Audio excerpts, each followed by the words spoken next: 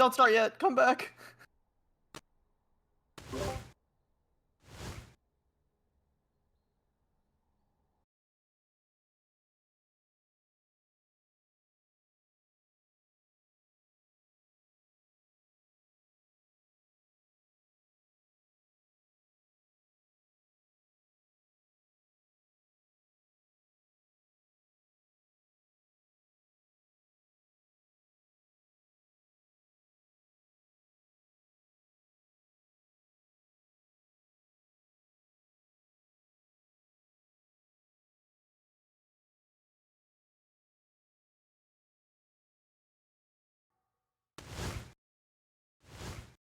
Ladies and gentlemen, welcome back to some more esports at NC State League of Legends action. We've been here the past couple of weeks playing in CLOL South. Today, we have a good bit of a rivalry developing in the collegiate esports sphere. NC State taking on the UNC Charlotte 49ers. My name is Avinash, North Carolina. Joining me today on the cast is Rami Baba, and joining us and observing is NCSU Clouds. Appreciate you both being here. Rami, how are you feeling today?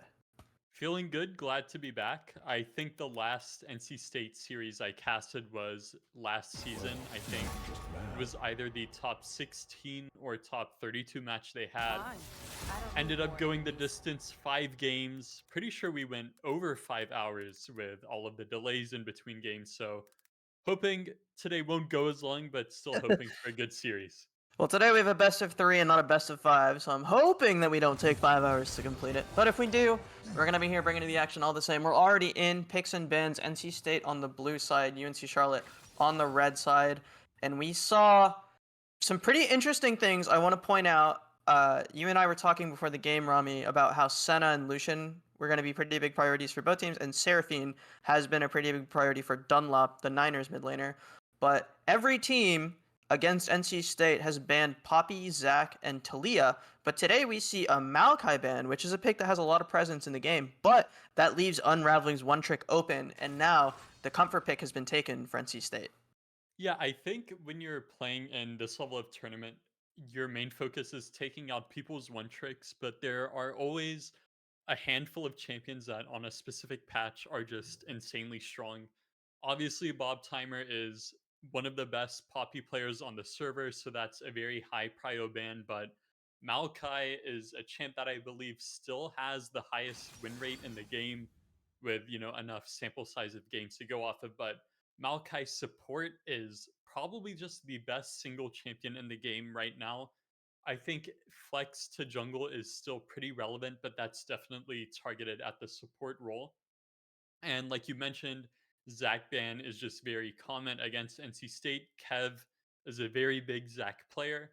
And then on the side of NC State, I think Senna is a very high prio blue side pick, but it seems like NC State favors champs like Aphelios instead. So they're just opting in to ban that instead of leaving it open. I'm assuming they just don't want to play it. Like you said, Dunlop plays a lot of the Seraphine and they're taking out Lucian. So we see, as you mentioned, Unraveling is getting his main Talia, and that's opening up Smolder Twisted Fate. Twisted Fate we see going bot lane pretty often. So I think technically the Smolder TF is a flex. I could see both of them going mid, but I'm expecting Twisted Fate to go mid this game.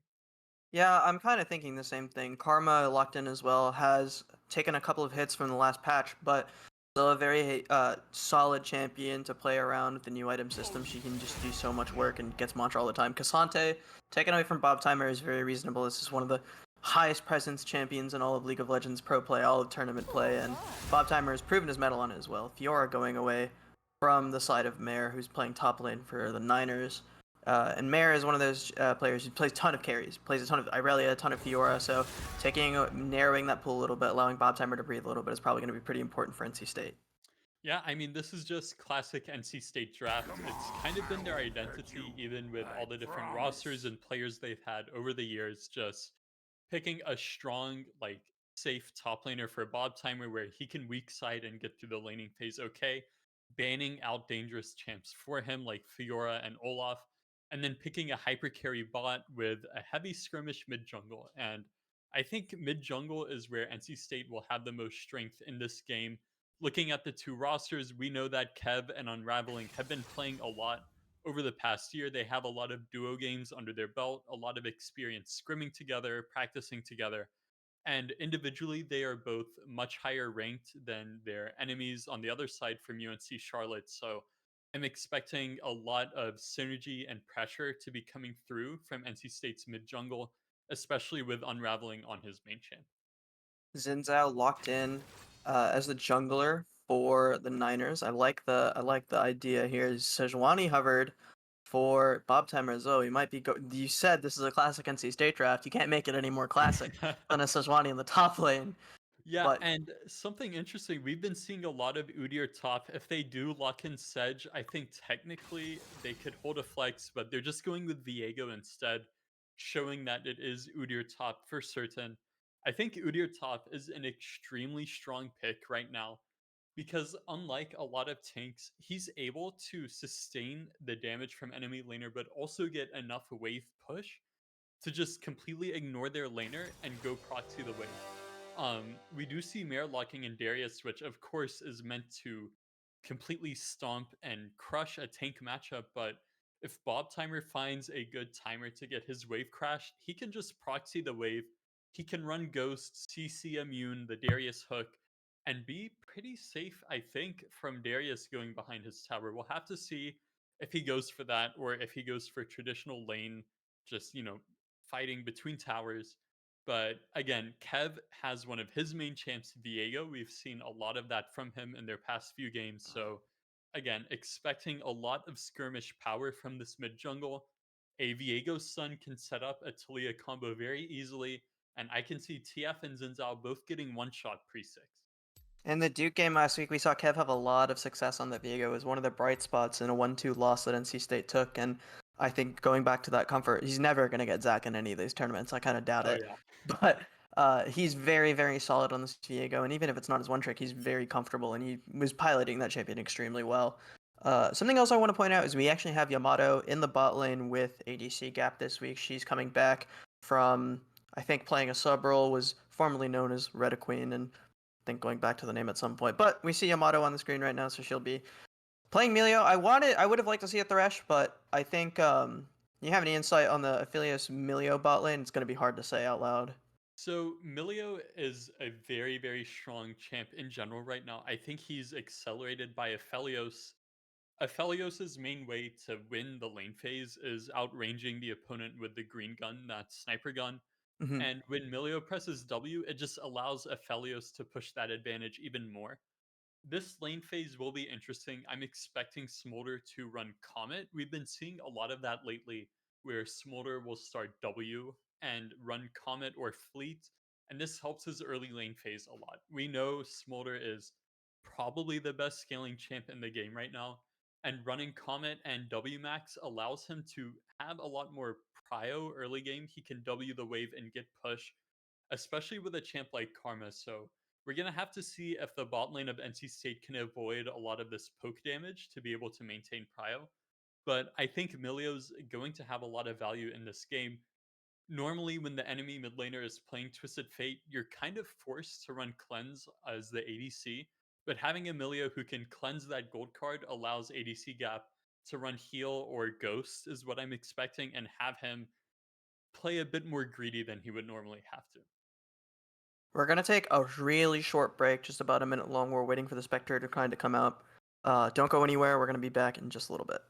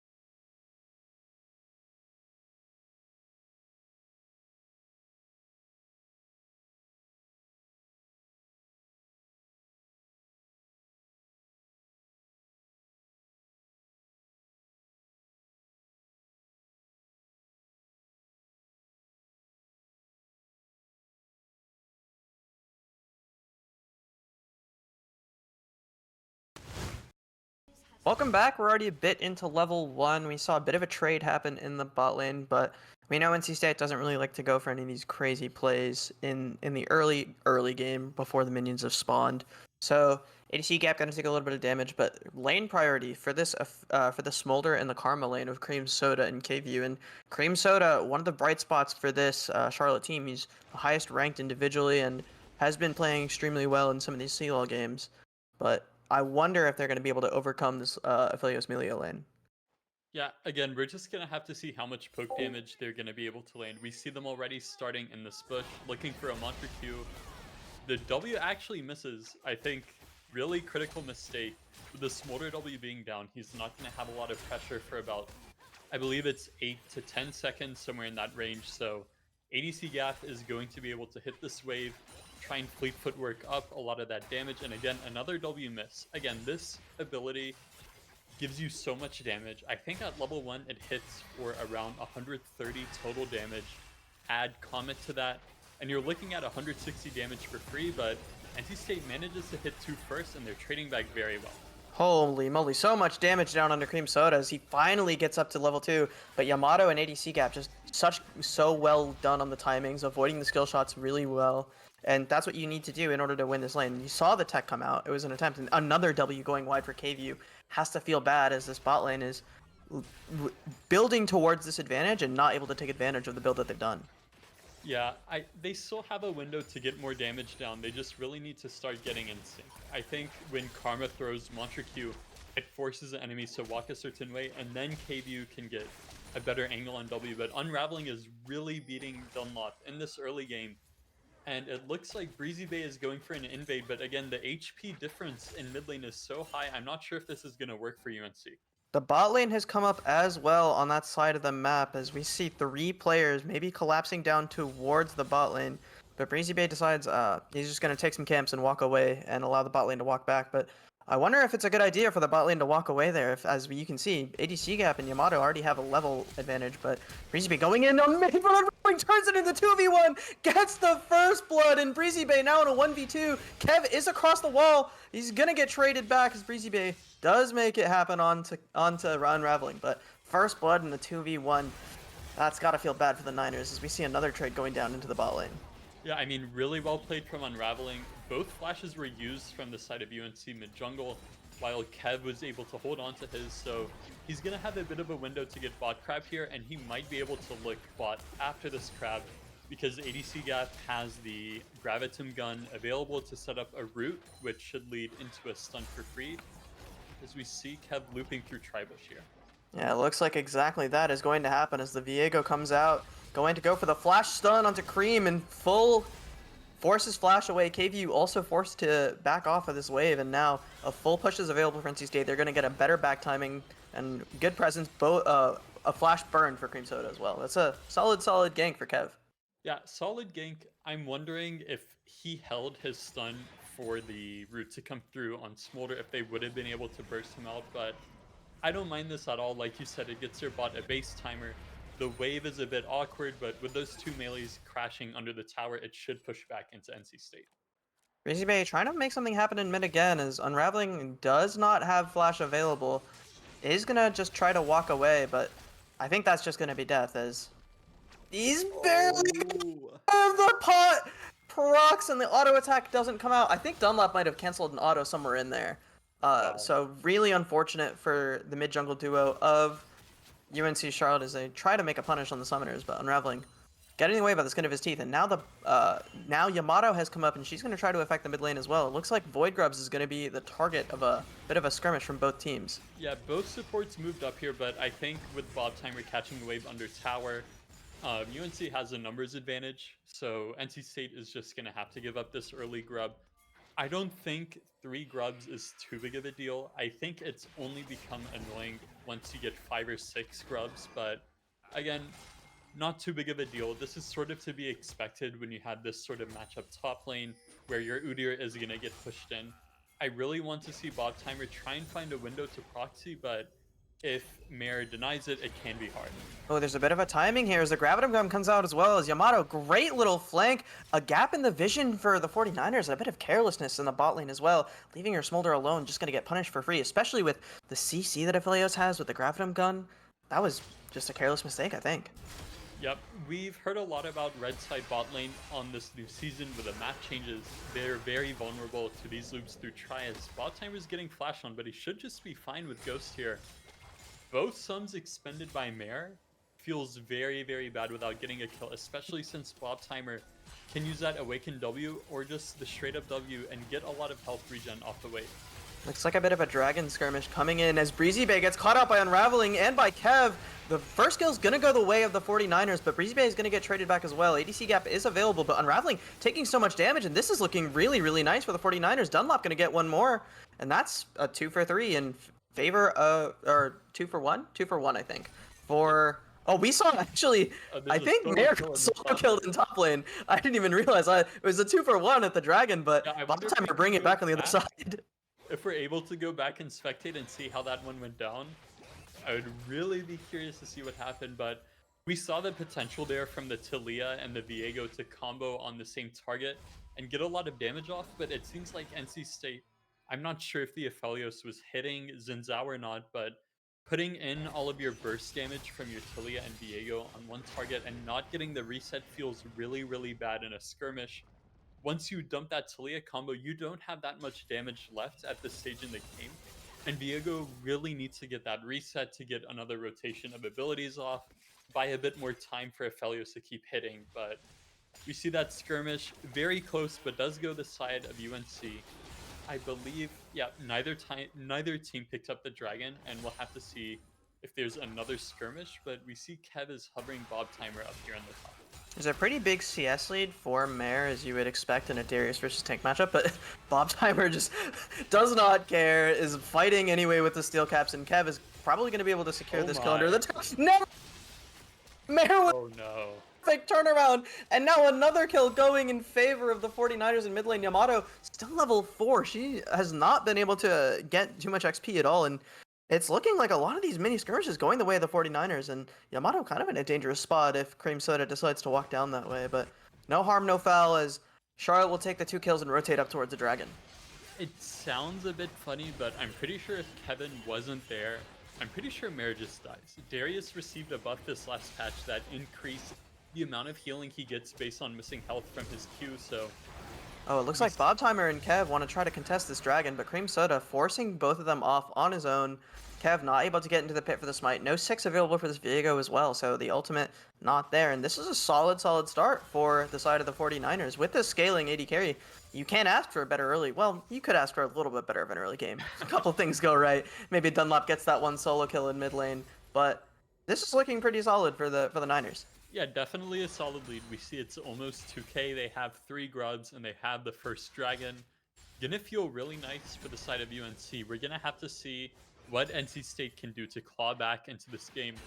I'm pretty scared for them with the Smolder scaling. Smolder feels very strong into champions like Udyr, who are normally very tanky, but Smolder with that true damage burn as well as a 10% HP execute, very, very impressive to play. Looks like we have a Mom engage on the bot lane, and Breezy Bay's just gonna blow up Yamato. That's gotta feel bad if you're the Milio. Isn't even allowed to soak up any XP still, and this is looking really, really good. The Karma pick working out really well for the 49ers as well. Breezy Bay going in onto Unraveling, gonna get some damage down, get forced away, but I think he just wants to allow Dunlop a little bit of space to get back into mid. Yeah, we're seeing Dunlop make a lot of plays happen as soon as he hits 6 on this Twisted Fate. He's just ulting bot on cooldown. Again, stun card into the Karma damage. Without Yamato being level 6, there's no cleanse for ADC gap, so he's kind of just stuck stunned. Xin Zhao and Karma can both combo off of that CC and get a lot of damage. KVU alone in a 1v2 doesn't want to step up too far, but now Bob Timer and Mare are going to trade again. Got a bit of damage down from this Udyr. Kev is in the area as well with the level 6 available, but just look at this. The gold card onto Unraveling. So much damage coming out from this Twisted Fate. It's so hard for him to exist in that lane now. Yep, we see KVU left 1v2, just has to respect this pressure again. The root gun, very dangerous for him. He can get one shot, but his wave is in a pretty bad spot. I think Cream Soda roaming mid there is going to cause KVU to lose out on a lot of CS. We already see around a 10 CS lead even before these minions get collected. And we're going to have to see if the CS lead can continue. There's a bounty on the side of Breezy Bay. Gonna have to see if NC State can pick that up as well. Yamato is still level 5, so they might be susceptible to a gank, but Kev is in the area, and it looks like we do have summoners available for KV, but Cream Soda does not have flash. Stun's gonna go wide, but the Gravitum stun will be going down, and now Cream Soda, all but dead, as ADC Gap will collect that kill, and KV will get to live another day underneath the tower. Yeah, I mean, this is what NC State really needed. Bail out their bot, get some action going on down there. That's positive. They found a good timer where Dunlop did not have that Twisted Fate ult available to impact that play first. Unraveling has the level 6 as well, so he can make a move bot lane if needed. KVU uses E forward, might get punished for it, but a bit of damage. I think ADC Gap wants to try to kill, but underneath the tower, it's going to be hard for him without his support available to do anything like that. Yamato is not there in the area for the trade, but she will be able to collect a little bit of the XP, finally hit level 6, so the cleanse is now available and online for ADC Gap, and Bob Timer still wet noodle fighting with Mare as best he can, but it looks like most of the action in this game has been centered around this bot lane and in the mid lane. Yeah, for sure. Both of these bot lanes scale very heavily. I think I would just favor Smolder scaling because it is a Smolder, but Aphelios definitely does not feel bad in the late game here, especially with Emilio by his side. And we see around a 30 CS lead in the top lane. Again, I think Bob Timer's best option would be to proxy here, but I think after that solo kill, he's confident to just trade. Yeah, look at how much damage is coming out from this Udyr. Mare still aggressively going for one of these kills, but Bob Timer may be wanting to go for another fight. Looks like it's just going to be a punch for punch, back off, back, and get back into lane for Mare. But that's a pretty big CS lead in the top lane, and probably a pretty solid gold lead as well. The Sheen is online for Bob Timer, so he's doing a good bit of damage, and he's ready to take those fights. Yeah, but really, Mare is stronger, I think, right now. Yeah, he's definitely stronger in an all-in, but every time one of these short trades happen, it does favor Udyr because he's able to sustain off the wave. We see UNC posturing for a bot dive. Breezy Bay wanting to engage onto someone, but it looks like he didn't find the time, and he's just going to take some damage and try to walk away as best he can.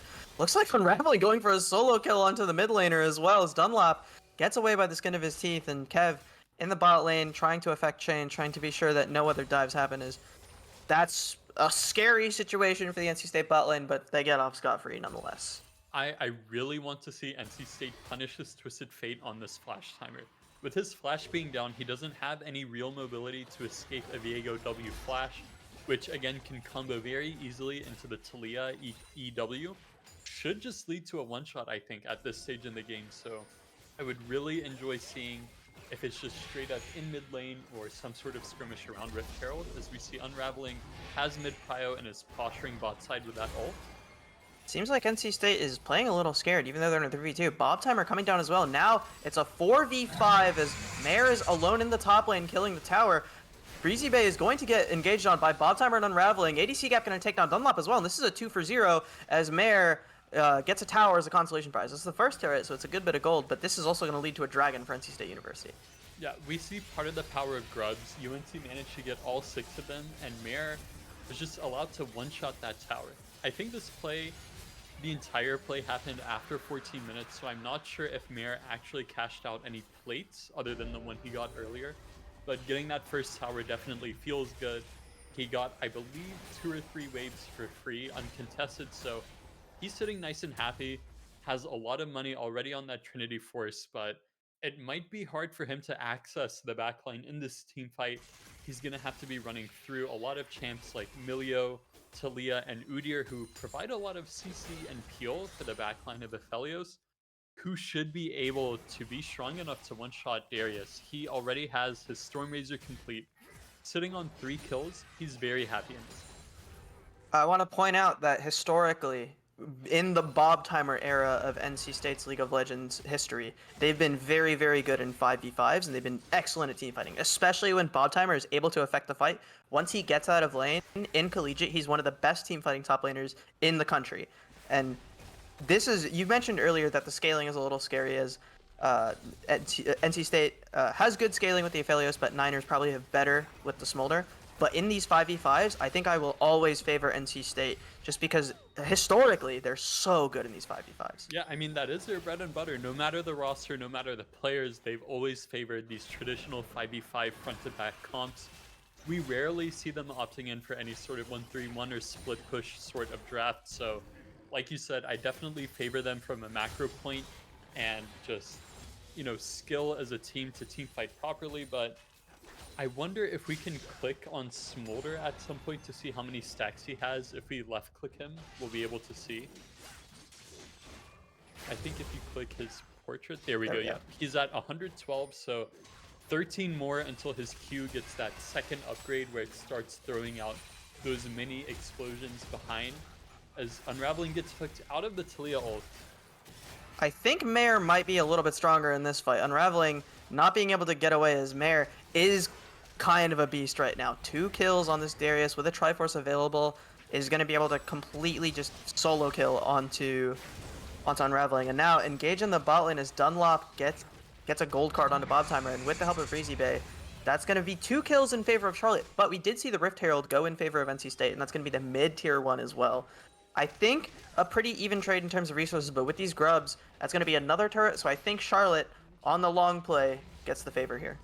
I think, honestly, a mistake from NC State with lane assignments here. We see Unraveling has TP available, and the objective NC State wanted to play around was Rift Herald. I think you just always want Bob Timer matching the Darius. We've been seeing it all game. He's completely fine in this matchup. Unraveling has a lead onto Dunlop, so again, I think that 1v1 would be winning for him. But as soon as you put this Talia against the Darius, he becomes a bit vulnerable, especially since Bob Timer does not have TP. Sending him bot lane means he's not able to join this topside play where NC State is posturing, but now we see them correcting their assignments. Udyr is running top to match Darius. Xin Zhao is hovering, but Udyr should be pretty safe. I don't think it's going to be too easy for them to kill this Udyr, especially not without the damage of Dunlop Yamato. Trying to affect change as well. Kev is going to come up as well. It's now a 4v3 as 3 members of the Niners are on this blue buff area. Bob Timer just going to try to get some CS, sustain up a little bit if he can, but Mare looking for a play maybe. He's sitting in this brush. Maybe he wants a hook in, but look at the sustain out of this Udyr. He just heals up so much.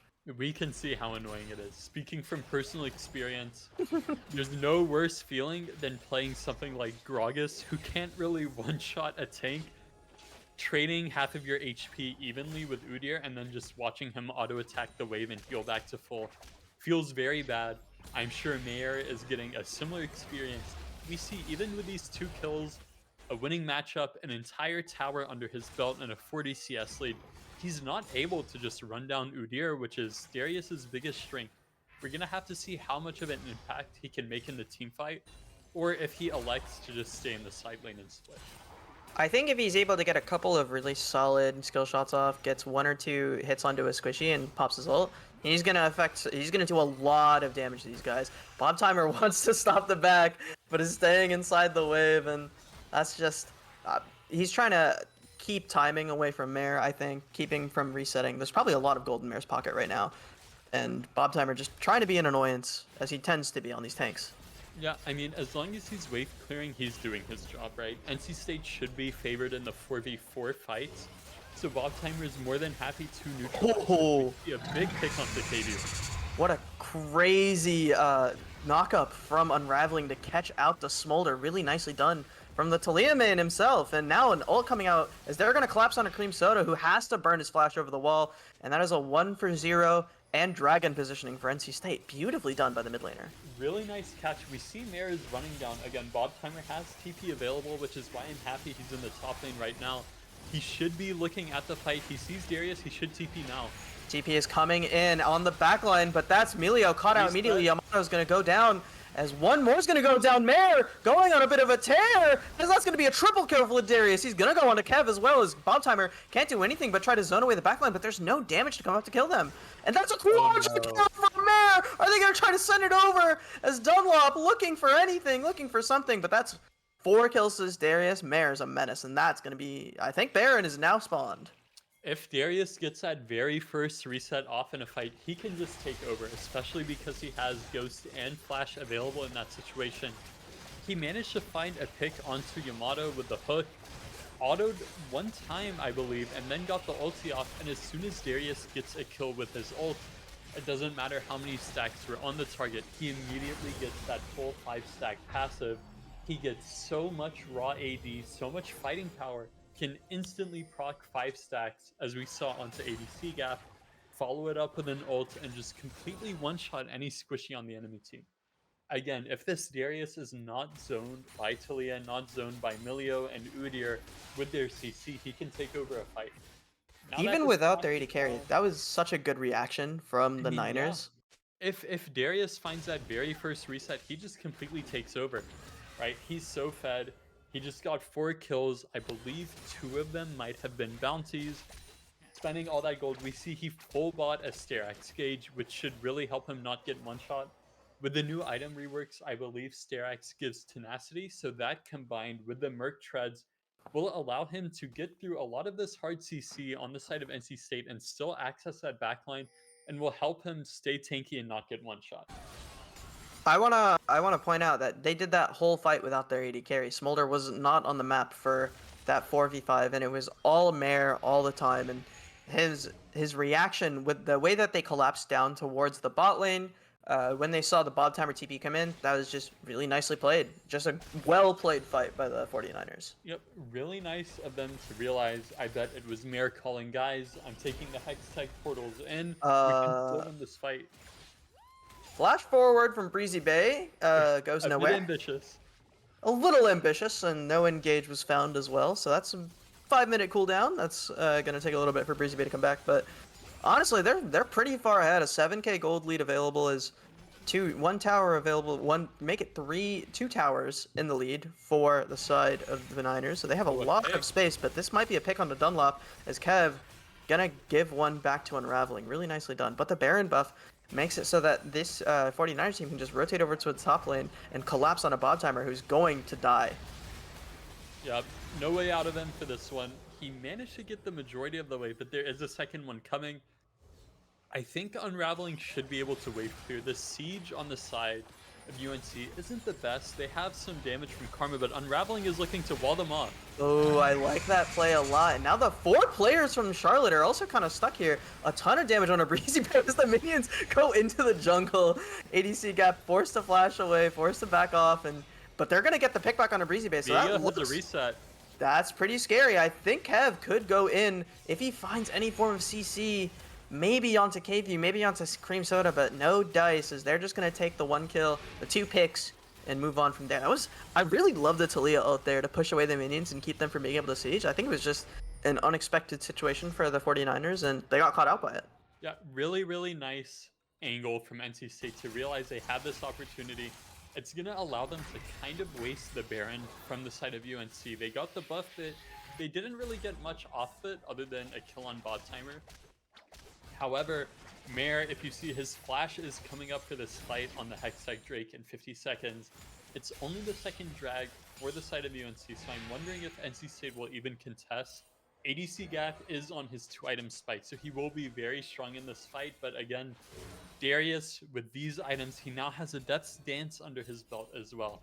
Very, very scary, has flash up. It's going to be pretty rough for NC State to win this fight. I imagine they'll want to just give it up. They don't have a...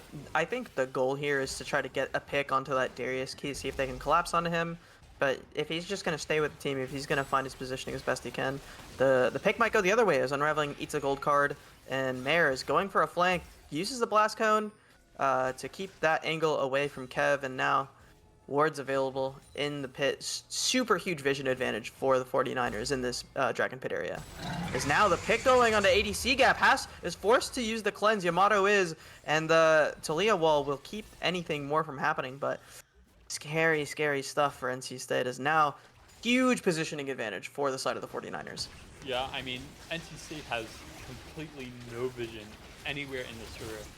Pretty much impossible for them to walk into the comp of UNC. NC State's comp really wants to be in an area first and control that zone with their champs.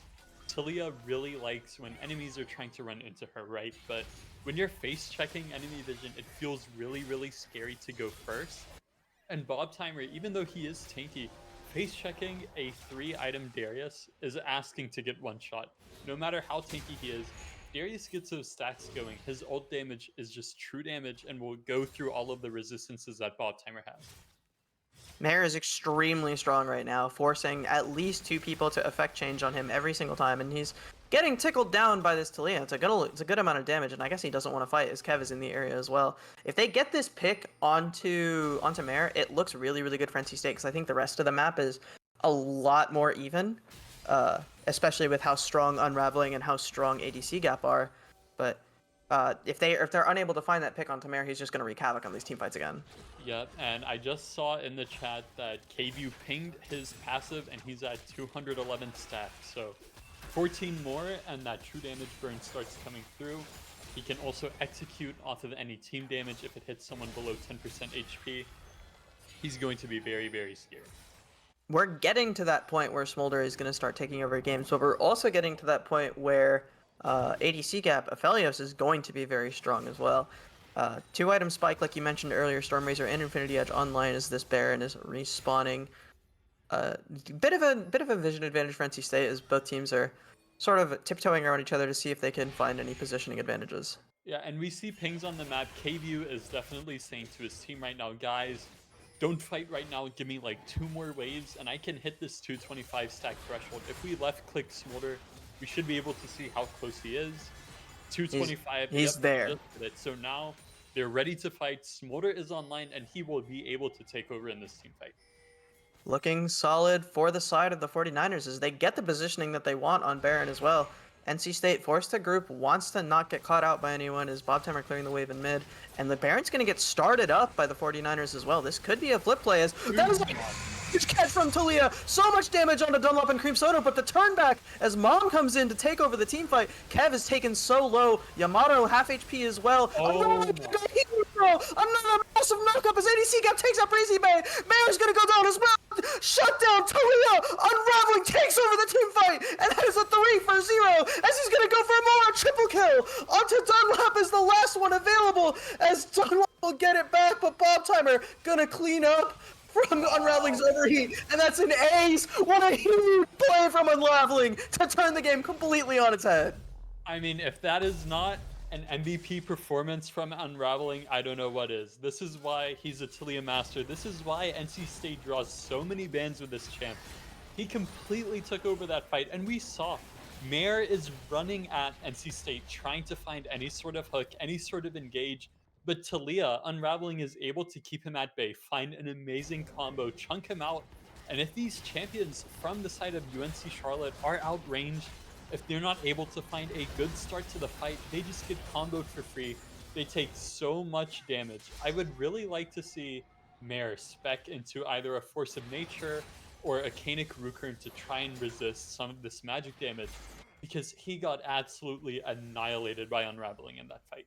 That was a ridiculous play. And now the gold lead has closed to about 1K. I think we were sitting at around 6K before that fight. But with the Baron, the 2 towers, and 5 kills going the way of NC State, Unraveling is ridiculously strong. ADC Gap has hit another power spike as you see the Lord Doms in his inventory now. He's going to be able to shred through the Darius as well. So itemizing into the Kenny Kirkern is definitely... Oh, this is scary. I think ADC Gap might just be dead. With a flash away, as he's going to attempt to kite. Unraveling is on his way. He could get something, but Dunlop going to ult down, secure the kill, as he doesn't even get assist credit. It's just going to be ADC Gap getting caught out. Ooh, going for more as Dunlop as Unraveling takes a lot of damage from this gold card. Mom going to come out as well. Unraveling so close to being dead, but the trade back from Kev is going to go on to him, and now KView going to secure one more. That's a 2-for-1 starting out, which is catching out the ADC in a bad position as ADC Gap just walking a little bit too far forward with no vision, no support. Yeah, I think NC State is getting a bit sloppy with their lane assignments. Again, I'm not sure why we have Aphelios running bot to clear alone, right? At the very least, he should have Milio by his side to protect him from an engage, especially when you're playing against a Twisted Fate That's exactly what UNC Charlotte wants. Your ADC isolated from the rest of their team. They didn't even need the Twisted Fate ult there, but even if Mare was not in that bush, ADC Gap is completely isolated, no cleanse, no peel, no tools to keep him alive against Dunlop on the Twisted Fate. But as we saw, Mare was able to get him solo, even burn the flash, which is a really, really critical cooldown. Mare has both flash and ghost available. If UNC finds a good team fight, I think Mare can take over. I'm a little scared for this 2v3 in the bot lane, but ADC Gap has arrived, and Bobtimer going to engage on KView. The team's a little bit far behind him as they're not able to affect change. ADC Gap way too far behind to have that, and Dunlop already has his ult back up again, but that's a ton of damage coming up from ADC Gap as Cream Soda goes down to the Aphelios, and now Kev in the area as well, going to be able to do some damage, but just a 1-for-1 as we trade top laner for support, and now things calm down for a moment. And I mean, as we saw just there, Bobtimer feels like he should be so tanky, right? Without Darius there, he's thinking to himself, who is going to kill me on the enemy team? But Smolder at this 225 stack mark is just completely shredding Bobtimer with that true damage burn. And as soon as Bobtimer dropped to around 600 HP, he just got executed. I think there was definitely an angle for a fight there for NC State if ADC Gap and Yamato were just a little bit further forward, but they were just not quite close enough to be able to deal any damage to KView, who had dropped pretty low. But ADC Gap getting back one more kill isn't anything to scoff at. He's now 3 items, Greaves as well, 253 CS, very strong on the Aphelios. Yep, we're going to have to see what sort of guns he has on the next team fight. I think the combination of white-green is very, very strong against a team comp like this where you're trying to kite back. Having the enemies walk into your Calirum tower and then have all of those marks applied to them, which you can then auto off of, is very, very strong when the enemy champs are just trying to run at you. But again, this Smolder is looking very scary. 300 CS, 3.5 items. We see Bobtimer running at Dunlop. This is scary for the Twisted Fate. It's going to be a lot of damage. Bobtimer probably doesn't take a lot of damage, but he's just going to pop the Destiny and get out. But hey, that's a burn cooldown, and that's something that NC State can now get some positioning on this Baron. Is it's not going to be as easy for, well, we got a minute, as they're just going to get some vision. But that's not going to be as easy for Dunlop to be able to rotate up there now until the Destiny comes back off cooldown. Bobtimer did burn his ghost there. I guess forgot. Oh, as we see, maybe a catch on Tamir. This damage is a lot more than it looks because of Death Stance. We see that initial combo only did around a quarter of his HP, but after the Death Stance ticks, a lot of health is missing from Mir, and that's just one combo from Talia without any follow-up damage from ADC Gap. So we see the potential, as we saw in that Baron fight, if Unraveling is able to find the right angle and ADC Gap is in range, anyone on the side of UNC can get one shot. And now UNC Charlotte wanting to take back some vision in this Baron area. We have 30 seconds on the respawn, 2 minutes until the next dragon. So looks like Baron is going to be the next point of interest for both of these teams, and a 5v5 is pretty imminent. And I think this next 5v5 could definitely decide the game. We're at the point where respawn timers are quite long. We're 33 minutes in, and 3.5 items for most carries, 4 in the hands of Unraveling, 4 in the hands of Dunlop as well. So both of these teams quite strong. Looks like Breezy Bay is a little behind in gold, 3 items for him, but this is looking like we're gonna end on a 5v5. Yeah, I mean, this is a really, really, really scary timing for NC State. If they lose this Baron fight, UNC will be able to translate it into the Hextech Soul as well, which is spawning in a minute, so extremely scary. Again, NC State wins the fight, they get Baron, they deny Soul, as we see Unraveling looking for an angle on KView. KView with a perfect flash to get out of the knockup, but Dunlop might get caught out here. Has a gold card in hand, forced to burn the flash, and they're just going to back off. But this is great positioning for NC State on this Baron. They have 5 players here, and Mare is all the way in the bot lane. Yeah, this is going to be a 4v5.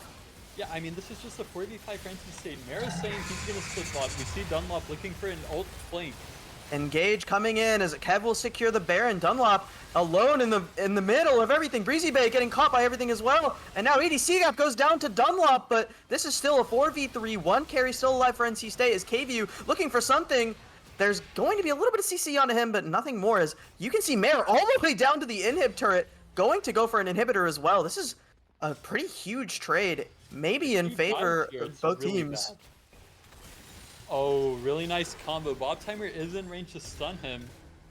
It's looking like they're going to be able to get a catch. The ghost is popped as well. The stun is coming out.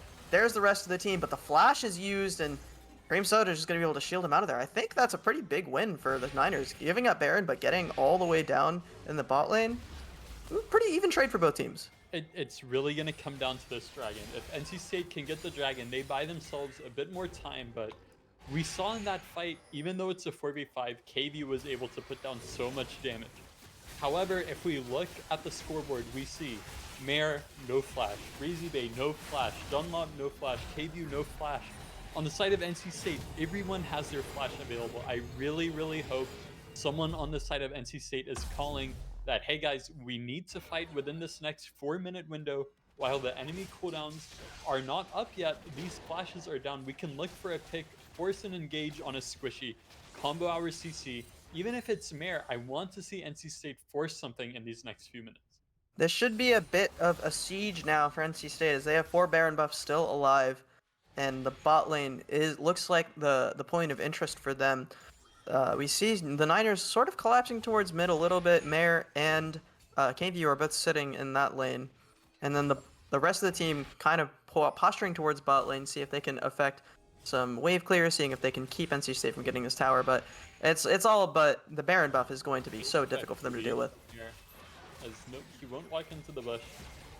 Ooh, Destiny coming out into the mid lane. Dunlop trying to make something happen onto Bob Timer. So much damage coming out from the Smolder as well, as Bob Timer forced to run away. Gonna try to waste a little bit more time, see how far away he can get. It looks like he's running so fast, he might just get out. Looks like they're not even gonna chase him. I really want NC State to just commit to this push. I don't think they should have moved to try and help Bob Timer there. As we see, Mare is able to tank a lot of this damage. He's trying to walk in, but again, no flashes for the side of UNC Charlotte. Now, NC State on doing their best to just kite away a lot of damage going on to Kev, but he's still alive. Mom will come out as well and go a little bit wide. I think NC State with a really great disengage there. Yeah, it looks good. Again, no flashes on the side of UNC, so it's really hard for them to chase. However, ADC Gap did get his flash blown to try and survive there. Bob Timer is back on the map. I want to see them use their Nash a bit better. Again, moving mid, I think cost them a big timer on that wave to try and force a 4v3 fight in the bot lane. I'm pretty confident they could have just dove that inner tower. With Darius and Twisted Fate both mid, there's not really a lot of peel left for KVU and Cream Soda. KVU's flash down. If he shows here, I want to see NC State explode onto him. This is a scary situation. If he walks up, he might just die, but pops the E, walks out of the brush, and goes back towards the tower. But no flash. Weaver's well gonna go down. No flash. He may just be dead here, as that's a ton of damage. Kev's gonna take it, and he's gonna absorb the Smolder Soul. And while the Baron may have been a little bit wasted, they will get at least that one pick out of it. Yep, this is exactly what I wanted to see. I wish it happened a bit sooner, but again, I'm still happy to see NC State punishing this lack of flash on KVU. He used his E already, flashes down, that's it. He has no mobility left, no way to get over that wall as NC State gets the inner tower and they're looking to push for a bit more. You can see Darius affecting change in the top lane as well, looking for that inhibitor tower, but Bob Timer there to match, will be able to wave clear until the end of time as NC State looking to siege this bot lane, but that's a ton of damage coming out probably from Dunlop. Yep. As we see, Bob Timer gets pulled, but not really under any danger. Very tanky on the Udyr, able to wave clear effectively. As we see a TP in the bot lane. 3v4 situation here. Ooh, Dunlop almost getting caught by the knockup. Moves away with his blue suede shoes, but gold card is locked in hand. Kev just gonna walk away, Unraveling, and Yamato able to walk away as well as ADC Gvap made it out a while ago in order to absorb some of this farm. Yeah, 4 items now, he has the Bloodthirster online as well. It was 3v3 actually since KVU was dead, so probably just a bit ambitious from the side of UNC to make that chase happen. I think without KVU there, the Dunlop can put out a lot of damage, but it's pretty hard for him to access when NC State is just running away with the Milio and the Viego E speed. And again, Unraveling is able to create so much pressure when the enemies are running into him. As we see, Deja Vu from 5 minutes ago. Baron is coming up in a minute. Same with Hextech Soul, but this time it's Soul for both teams. I wonder if one of them are going to opt into just trading Soul for Baron, get that permanent buff in exchange for the short-term one. And again, if we can left-click on Smolder, see how stacked up he is at this point in the game, I'd imagine he's above 300 stacks. He's definitely going to be very strong. Looks like an attempted pick from the side of the 49ers. KVU all on his lonesome in this Dragon Pit, but there's 3 members of the 49ers in this red buff, and I think they're undetected. Mayor is alone, so they could just go for a pick on him, and it looks like NC State's just going to go for the engage here, as they are going to go back, and now it's going to be a 5v5 as the 49ers have found their flank. The Smolder's going to get 2, make it 3. Dunlop going for 1 more on the ADC gap. The gold card locked. There's nothing you can do. Oh, KVU getting 3 kills. That's got to feel good for the 49ers. That's both objectives available to them on the map, but they could just go for the end here as Breezy Bay trying to engage onto ADC gap, and that's the Smolder going to be able to take him down as well. Dunlop popping his Zanyas in order to stay alive, and this is just the end of the game, as they're going to be able to walk it down mid lane, take the inhibitor, take both Nexus turrets. A beautiful, beautiful vision play from the side of the 49ers, as they're going to take this game 1 in this 3-game series. Yep, just a lapse in vision from NC State. They had no way of knowing that UNC was just camping out near their red buff. And again, once they get pinched, it's so hard for them to escape, especially since their Aphelios had no flash. They're just pinched, you know, the hammer and anvil. They're stuck between Darius and the Karma Mantra Q with the Zinzao, providing all these slows and CC. Mare, excellent performance on the Darius and the team fights. He was able to find the resets he needed. He built enough MR and resistances to just survive the burst from NC State and completely take over. Really nicely done. I want to also shout out Dunlop, who had a really great performance on Twisted Fate. One of the things, he was super, super proactive in affecting change in every lane, well, except for really the top lane, because that was kind of their own island, but he was super, super fast about rotating down towards the bot lane, using his destiny really proactively to try to turn some of these 1v1s into 2v1s, and it showed in his kill participation. 4, 6, and 15. He had a really, really solid game. Yeah, I mean, amazing performance from the side of UNC. I think they played very well as a team. They understood their timers to get good team fights off. They found really creative angles, especially at the end there. They knew it would be very hard for them to just walk in front to back and access NC State's backline, but they managed to find a very good cheese from out of vision in the NC State red buff and find a really good pincer play onto NC State and just shut them out of the game. Really well played by UNC Charlotte. We're going to go to a quick break as we load up into game 2. I believe side selection goes the way of NC State because they lost that game. So we're going to be back in just a little bit with another draft, with another game here in CLOL South. Don't go anywhere.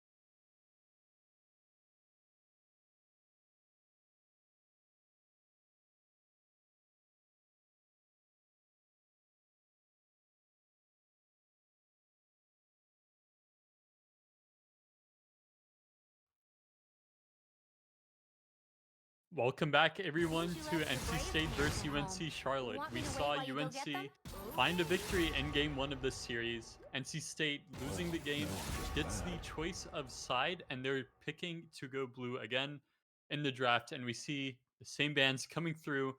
Looks like a bit of a salty run back.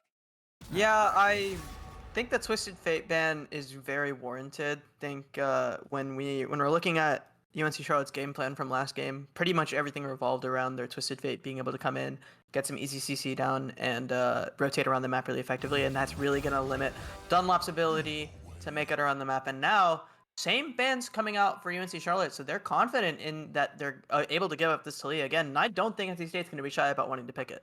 Yeah, I mean, we saw the value of the Talia pick in the last game. Pretty much 1v5 in that Baron play, able to clinch that team fight victory for NC State. Did a lot, but as we saw, didn't do enough for NC State to take the W. As we see, UNC is electing for the Smolder again. I'm wondering if NC State has a better idea of what they want to pick to punish this lane. A personal favorite of mine is going Varus Ashe. Very, very strong. A lot of damage and a lot of pick potential to punish this weak early game character. I would really like to see them elect into a lane like that instead of going for the Aphelios Milio, because it seems like they were not able to get enough done in the early game, and they also weren't able to outscale enough into the late game to make this pick worth it against Smolder. Karma Smolder was the lit bot lane choice for UNC Charlotte, and we saw them struggle a little bit in the very early game at the beginning of the lane. But once KVU was able to get a couple stacks online, he just turned into a monster, and he was taking over team fights. As we are getting a salty run back here for NC State, as Aphelios is locked in. I wonder if they go with Melio again, or if they're going to go with something that has a little bit more lane presence. Yamato's classic is Thresh. I'd love Yeah. to see it. I think it would be really good here. It would keep the Smolder from being too safe in the early game. I feel like Milio was built to allow Aphelios to scale, but instead they probably want to punish this Smolder. But Lulu is going to be the lock-in instead. I mean, Lulu is a champion that does allow. A lot of people don't expect this from Lulu, but she has a lot of early game pressure in the lane phase. If played properly, she can actually sort of be a lane bully.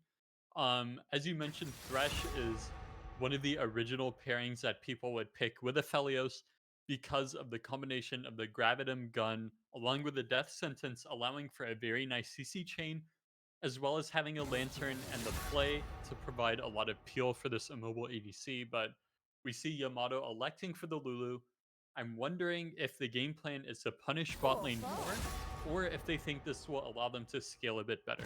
I think Lulu is a bit of a more risky pick. I think it's a bit harder to play to its full potential compared to Milio and have that same amount of impact. But with Twisted Fate not in the draft, you don't have to worry about needing that cleanse for the gold card. So Lulu does offer a little bit more value in that sense. Azir was locked in for the mid lane of UNC Charlotte. Fiora Olaf bans, exact same bans as round 2 from game 1 for NC State, and then Ornn and Udyr actually banned away. They didn't like how Bob Timer was piloting that champion, so looks like he's going to be forced onto something else as well. Wukong locked in for the jungle side of Breezy Bay, and now ADC gap probably going to be. I wonder if they leave the top lane pick for last, but well, it looks like Charlotte's leaving their top lane pick for last. Sejuani hovered here. Could be going back to the basics. Could be going back to NC State's bread and butter. But Cassante, I was about to point out, is available, and it wasn't last game. And Bob Timer is pretty good on this champion. Definitely. Wukong did. Oh, okay. Wukong did receive some pretty hefty buffs this patch. They buffed the range bonus on his Q, as well as I believe the cooldown on W. I think it looks like Sejuani could be going into the jungle. I feel like NC State has to know this is a potential flex pick for UNC, but they have to be aware of Mare picking Darius again. We saw what he pulled out last game, how much impact he was able to have. Cassante seems to be the lock-in. It does pretty well into Darius. Having that E allows you to kite out of the Darius Q and not get hit by the sweet spot pretty consistently. But if Mare is able to play something like Aatrox or Garen, those are both pretty scary matchups for NC State, especially with them showing double frontline. However, Bob Timer is no stranger to playing weak side in this top lane, and Aatrox is the lock-in. So it's going to be pretty scary for these squishies. But Cassante is a champion that does everything, and I think if Bob Timer gets any sort of advantage in any way, shape, or form, he's going to take over this game. And Sejuani's such a safe pick, so much CC available, and so tanky as well, is going to be the solid front line that you need in order to keep this Aatrox from getting onto your backline. A lot of peel available for NC State as well, with this Talia as well. It's going to be, I think this is, once again, back to basic for NC State, front to back bread and butter, what we like to see from them in their 5v5s, and uh, a little bit different of a draft for the side of the 49ers. They don't get the same global presence that they did that Twisted Fate, but uh, a bit two hyper carries now, one for Azir, one for Smolder. So I think it's going to be a pretty interesting 5v5. I think, if I'm being honest, NC State's early game is looking a lot better compared to UNC than it did last game. I'm really, really scared about hitting late game for NC State. Yes, Cassante will be tanky. Yes, Sejuani will be tanky, but I don't know. A 4-item Azir with a fully stacked Smolder is very scary, and an Aatrox who has two frontliners to hit and potentially reset off of can really take over in a team fight. So again, I think it all comes down to the early game. Who plays the early game better? Who can snowball their lead and take advantage of the map? The goal here for Yamato and ADC Gap is to try to keep that Smolder from getting out of control like it did last game, and I think with the Lulu pick, it's going to be a little bit easier. We're going to give the spectator delay a moment to get its way through. Don't go anywhere. We're going to be back in just a little bit.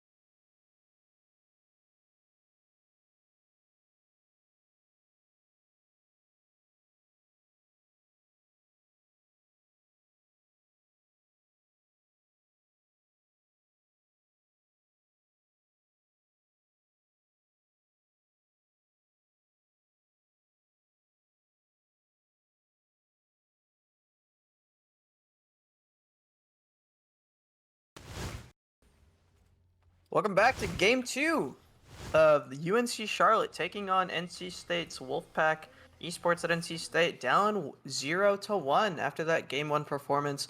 Really want to highlight Dunlop, who was affecting the map really well, and he's now forced onto Azir here, not going to be able to make that same global presence. And once again, classic level 1 for NC State. They go to their lanes, they chill, they check if there's any invades, and then they go. Yep. And yeah, last game, there was a bit of like an even match in terms of Talia and Twisted Fate both being able to roam out of mid lane pretty easily once they hit 6 and they have their ults available. But this game, Azir, Dunlop should be locked into lane a bit more. And also, this Talia Azir matchup is something we're seeing a lot in LCK. BDD picks Talia into Azir very often, and he makes a matchup look very, very, very good for Talia, actually. So, picking Azir into Talia is a bit of an interesting choice, in my opinion. We're going to have to see how much Dunlop can do in lane and how much Unraveling can punish in this matchup. If he's able to find those same sort of combos and punishes that he was in the first game, I think he has a much better chance of taking over. I think Once it's a lot harder for Aatrox to dash into Talia than it is for Darius to just flash ghost in like last game. Yeah, that's definitely going to be a big difference here. Aatrox probably not going to be able to take over fights just as much as Darius was. And now the W is going wide a little bit, but they've already done better than they did last game, landing the first W onto ADC gap. And going for this Smolder build again, where they start W, Arcane Comet is not the choice. We have Fleet Footwork online for KVU, so maybe a little bit less lane presence as ADC gap getting forced underneath the tower. He's taking a good amount of damage. Yeah, I think KVU realizes that Lulu is going to be putting out a bit more damage than Milio was last game, so he elected to take Fleet and know that he doesn't really need to crush lane, he just needs to survive lane, so I appreciate the Fleet choice here for him. I think it's going to be solid. I think the mid lane is going to be the place to watch for the most part. We're going to see if Unraveling is able to take over the game like he did last game, even though they lost. Unraveling was a huge part of how NC State was able to stay with it and stay close. But if he's able to affect change, if he's able to make it happen onto the Azir, who kind of doesn't have the strongest early game, Talia can put out a lot of damage with those rocks. So I think if we're able to see that Talia make it happen in the mid lane, as Breezy Bay walking down for a level 3 gank, gonna be a dive onto ADC gap. Ignite is popped, the E is popped as well. Cream Soda, so much damage down, but Smolder gonna take the first blood in KVU. You couldn't ask for a better start handed to you on a silver platter. Yeah, I mean, NC State had a ward down in the river as Yamato's getting dope. I don't know if she's going to be able to live through this. Is KVU going to get another one, and Breezy Bay going to live as well? This is a disaster for the NC State bot lane. NC State, if you look at the minimap, has that ward in the banana brush. They saw Breezy Bay skip his bot side camps and start running down, but by the time they knew Breezy Bay was coming, it was a bit too late for them to do anything to mitigate the dive because they had taken so much of that poke damage already. They weren't really able to stop that dive from happening. Again, they just have to avoid as much damage as possible in this matchup. Otherwise, they're very vulnerable. Wukong is really, really good at diving early game because his passive allows him to stack so much armor and be a bit more tanky against the towers. So, really great recognition from BZ Bay to skip his bot side camps and elect to just run straight bot for that dive. Really nicely done. And the top side of UNC Charlotte proving to be really good still, keeping up with people who are pretty storied and play a lot together in Bob Timer and Kev. And I've been super impressed by Breezy Bay's rotations so far this game, and I'm hoping he's able to keep up that momentum because he did struggle a little bit in the last game, even in the win. Bob Timer going to try to get this wave crashing underneath the tower. A bit of a trade onto Mare. This is a lot of damage coming out from Cassante, and Mare not able to have that same success that he did because Bob Timer already a 10 CS lead. We saw Mare was super ahead of the Udyr last game, but now Bob Timer's on a carry tank hybrid. So it's going to be a lot more difficult for Mare to take over. I think once Bob Timer hits level 6, he should be able to find a pretty good solo kill angle. This wave that he crashed under Mare's tower will be bouncing out. So by the time Bob Timer gets back into lane, he should be able to ding 6 on the wave that's passing the in-hit tower right now. So if he manages to hit 6 with his ghost, he might be able to find an all-in as KVU and Cream Soda both don't have flash. Nice Q forward from Kev to try to get the kill onto KVU, but nothing found, nothing gained. The stun under tower and ADC gap in Yamato not able to put the damage output out in order to take him down. Good on the Niners to be able to escape that gank. Yeah, I think it's a bit of an awkward gank only because KVU has that E available to run away. I think it's called flap, so that's what he used to escape. But him living is good, but the wave is still in a bit of an awkward state as we see KVU and Cream Soda are just walking around in the bot river right now. Looks like they're trying to deny a dragon for NC State on this timer, as KVU is a full sheen ahead of ADC gap, so he has a lot more fighting power. This is a scary place to be if you're the NC State bot lane, but Dunlop is also in a similarly scary spot as Unraveling has been crushing this lane so far in terms of the trades. Super huge HP advantage for him, as this Talia early game is a lot for Azir to deal with. Yep, Unraveling though, a bit low on mana, so he's just gonna have to base, but has his tier stacking, has a D-ring. Now that he's level 6, I believe he has around a minute and 30 seconds left on this flash timer of KVU to try and punish. So I would really like to see him on this timer fast shove his wave, use his cooldown to get it pushed under Dunlop's tower, and then look for an ult bot. We see it last game where KVU, if he uses his flap flap flap, he doesn't have any mobility left to get over the Talia wall. And that's what we're gonna look for, is those walls. We saw a couple of really interesting ones from Unraveling, really showing his mastery on this champion as he's played so many games here, is known as a one trick. It gets banned against NC State for a reason, and he's going to do his best to be able to carry this game similar to how he did last game, even though and came out in the defeat. And now ADC Gap looking for a trade. Doesn't manage to avoid the Mantra Q, and now Cream Soda so much CC. This is a lot of damage as ADC Gap might just go down here, but Unraveling is in the area, does pop the Weaver's Wall, and KVU going to go down, and ADC Gap not getting traded out. Really nicely done, although the shutdown does go to the Lulu. That's not great. That does feel bad, but like I said, really happy to see that play come through from NC State. They recognized in this mid lane matchup, this is what they have to do. They have to get mid push, they have to shove the wave, and then use Talia Wall to move bot lane and affect this lane, because if they don't get something happening favorable for them, it's going to go out of control. Unraveling getting engaged on by Dunlop, and the ultimate does get burned. Breezy Bay not there to follow up, and Unraveling doesn't even need a burn flash, and that's more damage going back down on Dunlop. Kev is here to try to turn this back into a 2v2, but no damage coming out from the Sejuani. It's just going to be punch for punch, and they're going to back off again. Dunlop forced underneath his towers. Breezy Bay posturing towards his dragon with Cream Soda in tow. Yep, we see UNC trying to start this dragon. Dunlop is pretty low, but so is Unraveling. And with NC State spot lane walking out of base, they're not going to have a good timer to do this Drake. So this one should be uncontested and just going over to UNC for free. Yeah, I don't even think NC State's super mad about it. They got a pretty good back timing. Kirchhard in the inventory of ADC Gap as well, and Unraveling able to back off, get his mana back, and be able to bully Dunlop a little bit more as the wave is now crashing into his tower. ADC Gap just trying to farm up as best he can. We have a pause because of some internet issues, so we're just gonna figure that out really quickly. But state of the game so far, we have a 600 gold lead in favor of the side of the Charlotte 49ers, as 2 kills in that Smolder's pocket. It's gotta feel pretty good for him so far, as he's getting a pretty big jump start to his late game scaling. Yeah, after that dive, you really feel scared for the side of NC State that this Smolder is just going to accelerate and continue to dive, continue to push and pressure under tower. But Unraveling with a really good move to bot lane kind of bailed out ADC Gap, who was really suffering in this lane, got him a good base timer. Even though Yamato picked up the kill onto KVU, him dying means he's not able to collect that wave while he's dead, right? So definitely gets a bit more pressure in the lane going for the side of NC State, which feels great for them. But on this next timer, we see Breezy Bay. He's bot side. So is Kev. Both of the junglers recognize bot lane as the next play. However, there is a level advantage for the side of UNC, even though the ultimate for Karma is already unlocked and Smolder's ultimate is not the best in the game. The raw stats they get from both being a high level might make a big difference in this.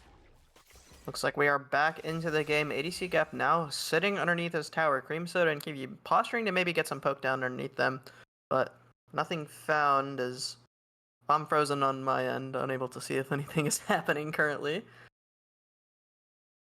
Looks like we're having a bit of tech issues. I think the spectator client might be...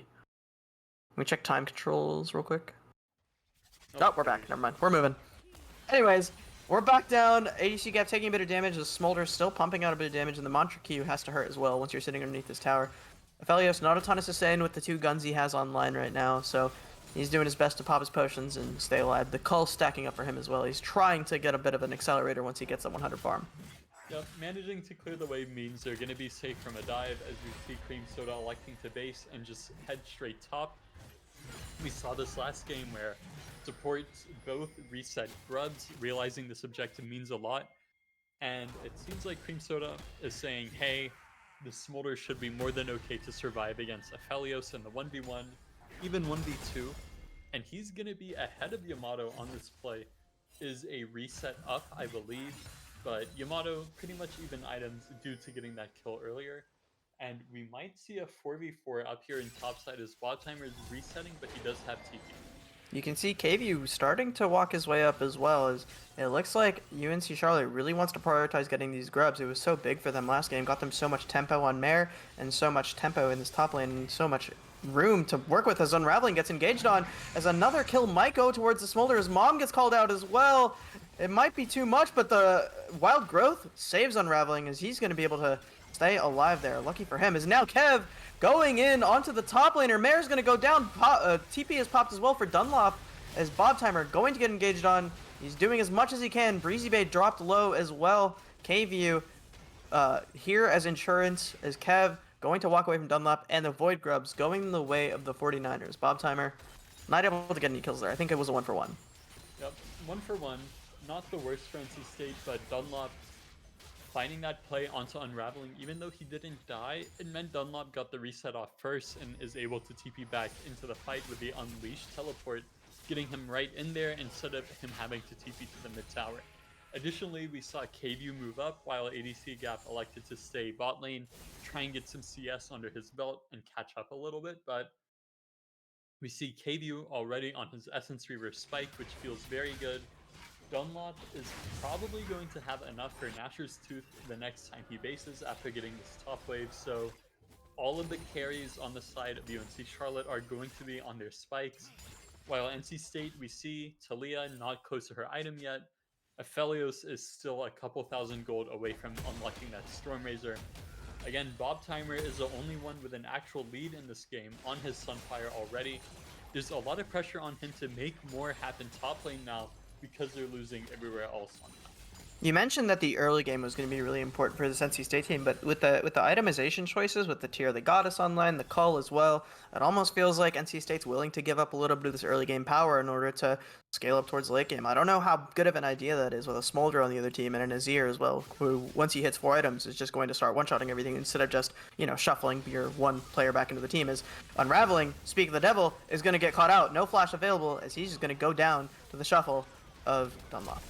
Yeah, I think using your E like that is really risky against Azir in this matchup.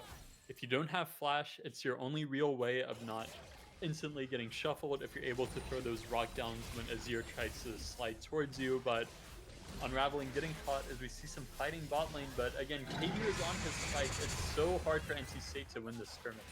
A really nice dodge on the mom call from ADC Gap, but it's still so much damage coming out from KVU, and he just has such a good tempo. Kev is here to match Breezy Bay's dive, but the positioning is good for Breezy Bay as the Glacial Prison comes out, and KVU gonna go the turn. Yamato gets a trade. That's another kill going his way. Good 3 kills for the Lulu, and she's gonna get a triple kill. Beautifully done by Yamato. Holy moly, this supportal combat is gonna go crazy for the rest of the game. I think a really big mistake with tower aggro there is Dunlop already used his E forward, gonna have to flash away, but I think he's still dead. That's really nicely done. NC State getting 4 kills out of this. 3 kills in the bot lane, and that's a complete swing in momentum. It's 900 gold now in favor of NC State. A ton of gold going into Yamato's pocket as she's going to be able to spike pretty fast as well. And granted, it's a Lulu spike, but she's still going to be able to... You saw how much she was able to affect that fight. The shield onto ADC Gap, the Wild Growth as well, keeping him from dying. That was huge. Yep, gonna feel really nice. I think UNC made a really critical error with their tower aggro management. KVU started tanking first, so while Breezy Bay was tanking in under tower, engaging with the Cyclone, KVU was just running away, trying to drop aggro and get it reset onto one of his frontline or the Karma. So he missed a really big window to actually be putting down damage onto ADC Gap, and that ended up costing them all 3 of their lives. Like you mentioned, kills going over to Lulu, not the end of the world, but a kill is a kill. Gold to the side of NC State is always going to feel nice. It's just that now Lulu has this 400 gold bounty, so if she dies to a carry, that'll feel really, really bad to give over 700 gold. We saw NC State resetting as well after that failed dive, so now Dragon going the way of the 49ers. We have Mountain Drake coming online pretty soon. Teleport into this top lane brush for Bob Timer is we're going to see Kev and Bob Timer get a really good positioning on this Rift Herald. That's going to be a pretty big objective. I'm pretty excited to see if they're going to be able to... Generally, you want to use it on the mid lane, I assume, in order to get some more map pressure. Another shuffle onto Unraveling is he's going to get caught out again. I mean, yeah, keep getting picked with flash down. That's just how Azir works in the mid lane, right? If you're immobile and you don't have your CC ability ready to deny him that instant shuffle off of his E, you're just dead, especially with a champ like Wukong who offers so much burst damage, especially with the Sundered Sky online. As we see bot tower falling for NC State, not the worst. It will allow ADC Gap to collect a bit more farm safely. You know, diving the inner tower is a lot more difficult than it is to dive the outer turret, but NC State definitely behind again. We see 200 gold, but having 2 Drakes down feels very bad. The soul, I believe, is Mountain, which is a very, very, very potent soul, especially for champs like Wukong, Aatrox, who are going to build 1 or 2 resistance items anyways.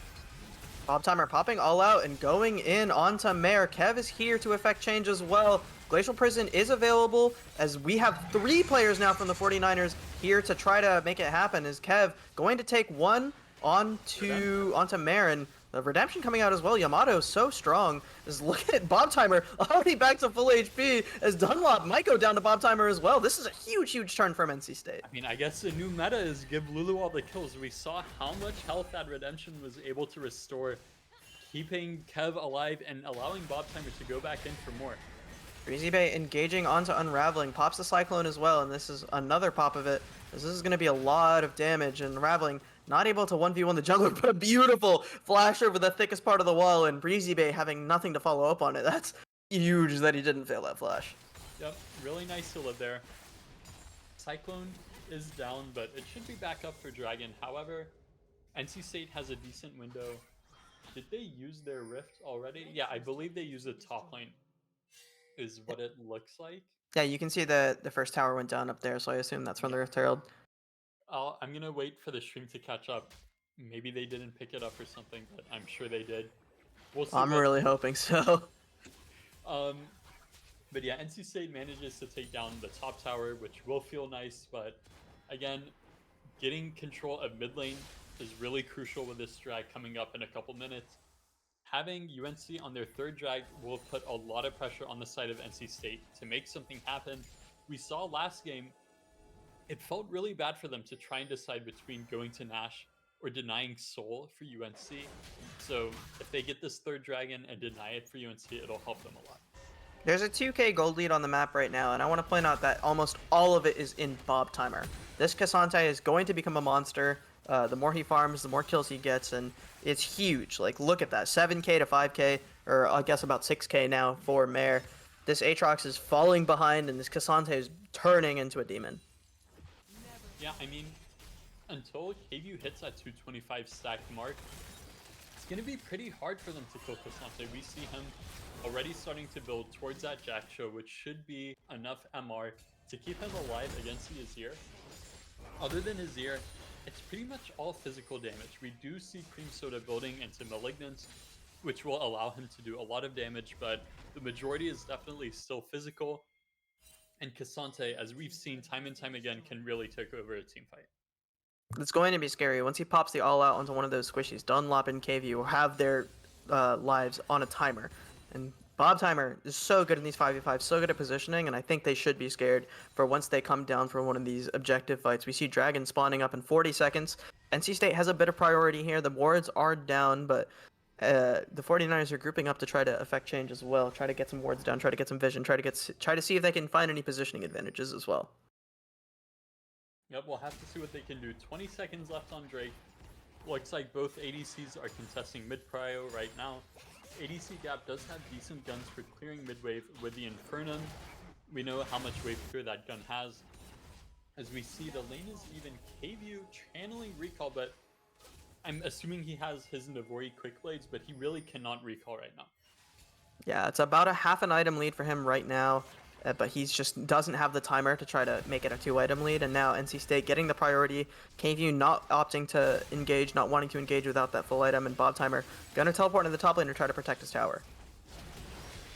Yep, we see the power 6 grubs. However, this is really risky. Bob Timer should know that UNC giving drag means they're posturing towards topside. This is really risky.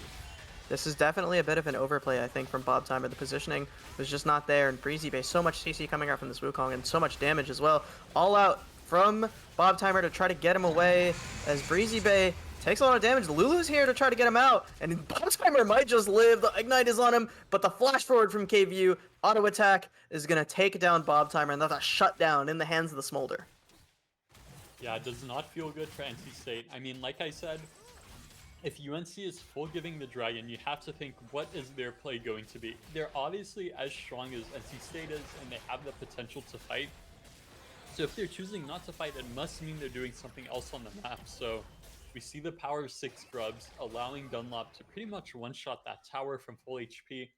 And then Bob Timer TPing up there, knows he's strong enough to 1v1, but doesn't respect the potential of the rest of UNC being in the area to cover.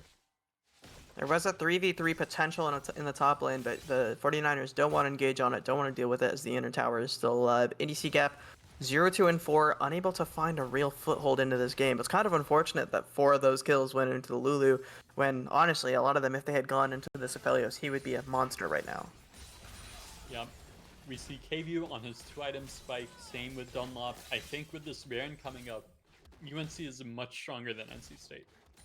3 minutes on the Dragon as well, so the Baron is the only thing affecting any sort of giant neutral objective on the map, and I think NC State might want to 5v5 for it, but I don't know if they're going to be able to win. Could we left click Smolder and get a stack check? Thank you. So yeah, 145 looks like 70 more, and he will reach that stage like last game where he's able to just deal true damage and burn through the front line of NC State. Xavier has been really, really good on this champion. I'm really impressed with, even though he's struggled a little bit in the early games, he's found his moments to take as much damage as he can, to deal little bits of damage and try to see if he can stack up, get some of the scaling done. He's kept himself alive, kept himself in these games, in spite of Smolder's weak early game. And probably credit goes to Grim Soda as well in this Karma, who's been keeping him alive as best he can, as Bob Timer and ADC Gap looking to try to take this tower down in the mid lane. Yep, Demolish proc should guarantee this tower. Not enough damage to stop Bob Timer from just walking up to the tower and hitting it.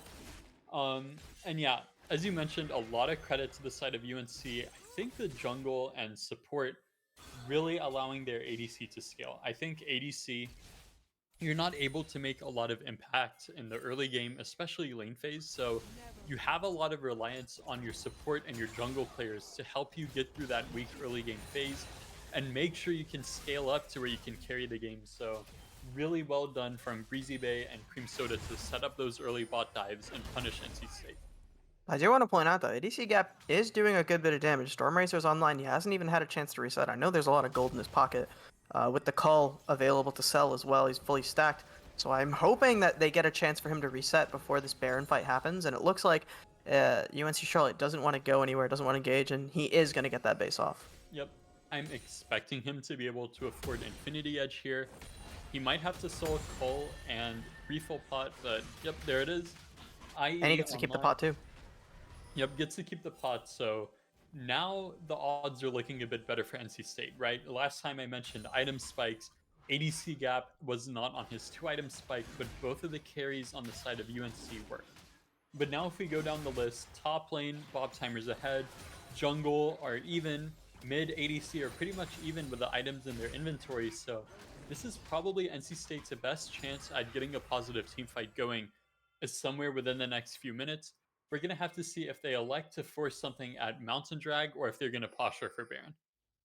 All solo laners have TPs available. Bob Timer with Ghost is well available. I don't know if that's an intentional pick or if Cassante Ghost is the meta right now. But TP's available. This could be a huge 5v5 for this first Baron of the game, as both teams posturing, trying to get some vision down, trying to see if they can't find any and he picks is a lot of damage onto Breezy Bay. Unraveling with that 2-item power spike is looking very strong. Breezy Bay chunked down to 50% HP, maybe 20% HP as Unraveling just gonna keep going, try to find something. There's a flash forward as that's so much damage as Mare forced to watch as now ADC Gap gets to engage. Dunlop is there going to try to find Yamato as the shutdown towards Mare goes in the hands of ADC Gap. A double kill for him, and he's gonna keep going. Bob Timer onto Cream Soda, so much damage. KVU can only sit and watch as Unraveling pops the Weaver's Wall, gets one more on the Cream Soda, and KVU is the last one alive. Nothing more he can do but cry as his team has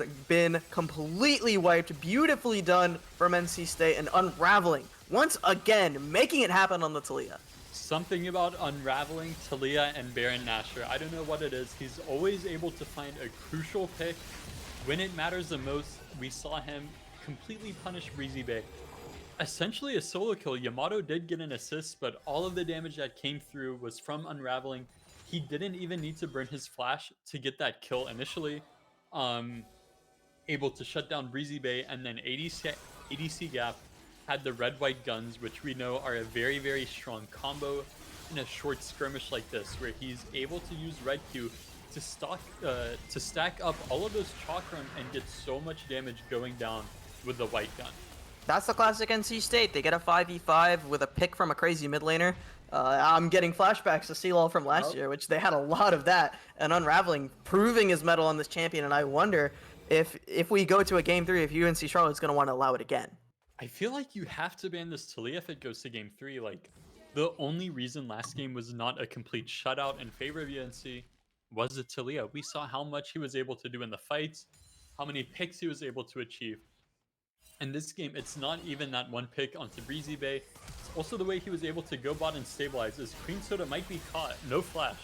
Flash forward from Kev is going to try to secure that kill. Glacial Prison went a little wide, but there's so much CC coming out from this Sejuani that it doesn't even matter. 4 minutes and 13 seconds on the next dragon. There's nothing on the map for NC State to take other than some towers, so this Baron buff just needs to get taken advantage of. Yeah, I really want to see NC State use their Baron better this game. We saw last game they weren't able to get a lot off of it, but now it's a 5v4 on the map. You have Baron up, you have a gold lead, you have item advantages. I want to see them get both of the inner towers, mid and bot. Really want to see them crack mid tower first and then rotate through bot jungle and pressure Dunlop off of this tower. With Breezy Bay pressuring this side, but I don't think he can really get backline access through the Sejuani and the Talia. And now this Aphelios is so strong. ADC Gap finally 2 kills in his pocket, and one of them was a shutdown as well. So he's gotten a big spike, and he's going to do a lot of damage with this damage combo as well, with the green and the blue. That's a lot of wave clear and a lot of just single target. So he's going to be able to just shred through anyone that walks up on him. This Azir and the Smolder are both going to take a lot of damage from the Aphelios. Yep, looking a lot better for NC State than it did last game when they were at this stage. They have much more gold on their carries. They have a much better game state going with the enemy top laner not being a 7-kill Darius, right? Like, that was the crucial factor last game for UNC, was just how much Mare was able to take over every team fight when he found good access onto the enemies. But this 0-3-0 Aatrox is not having nearly the same impact that Mare had last game. And we see Bob Timer able to keep push in the top lane with Baron. He's on 3.5 items. He has so much armor and a really high amount of damage with the Sunfire and the Iceborne, as we see NC State able to take down the bot inner tower as well. Really, really happy to see them using their Baron better this game. 6k gold lead now for NC State, as now we're going to see if any positioning advantages can happen from the 49ers side, but 2 minutes to any major objective spawning means that we're probably going to be quiet for a little bit. Perhaps Bob Timer going to try to see if he can get a solo kill, or if they're going to see if they're going to get a pick, but it shouldn't be anything too crazy. I do want to talk a little bit more about that top lane matchup. We saw Bob Timer has a lot more agency this game, has had a lot more agency, as he's, like I said, going for a solo kill onto the 0-3-0 Aatrox, and Mare just unable to do anything as Bob Timer just flexing his muscles. Yeah, I mean, Cassante is so ahead. Level 16 has so much damage when he is in that all-out form. As we see, KVU is 1 stack off of 225. If he hits one ability on a champ, he will be really strong here. It looks like Breezy Bay is going to die before that can happen, though, as That's going to be one pick, and they don't even want to mess with the Smolder. Get this red buff, get a little bit more tower priority. They can get this, they can crack into this inner tower in the top lane. Really nicely done from NC State to push their map advantage, and now it's a 3v5 on the map. This turret's life is very, very short from here. Much cleaner from NC State this game. Last game, you know, I was complaining about their lane assignments a few times, right? Where they're leaving ADC Gap alone in the bot lane, where they're having Unraveling match the really fed top laner. But this game, they're walking around as a unit together as ADC Gap might be picked. Oh yeah, that's a lot of damage coming out from the Azir Tower as well. It's once again a positioning mistake from him. Dunlop taking a lot of damage, but not going to go down as Unraveling doesn't land the skill shots. KVU and Cream Soda there to bail him out of jail. As that's another pick going back the way of the 49ers, and they're not happy with it, but that's a consolation prize that they can't complain about. As soon as I praised them, you know, they had to go and mess it up, but it's okay. ADC Gap will be a life for the Dragon as well as the Baron. He doesn't have Flash, but neither does Dunlop, which means he won't be able to find, you know, an insane shuffle like using his Flash. I believe the Emperor's Divide might still be down when Dragon spawns. I'm wondering if NC State is aware of that. It looks like it has maybe 20 to 30 seconds left on it, but UNC will have position advantage on this Dragon with ADC Gap spawning now. Unraveling is in the area, and he does a lot of damage. 5, 2, and 3 with a hat online, Horizon Focus as well.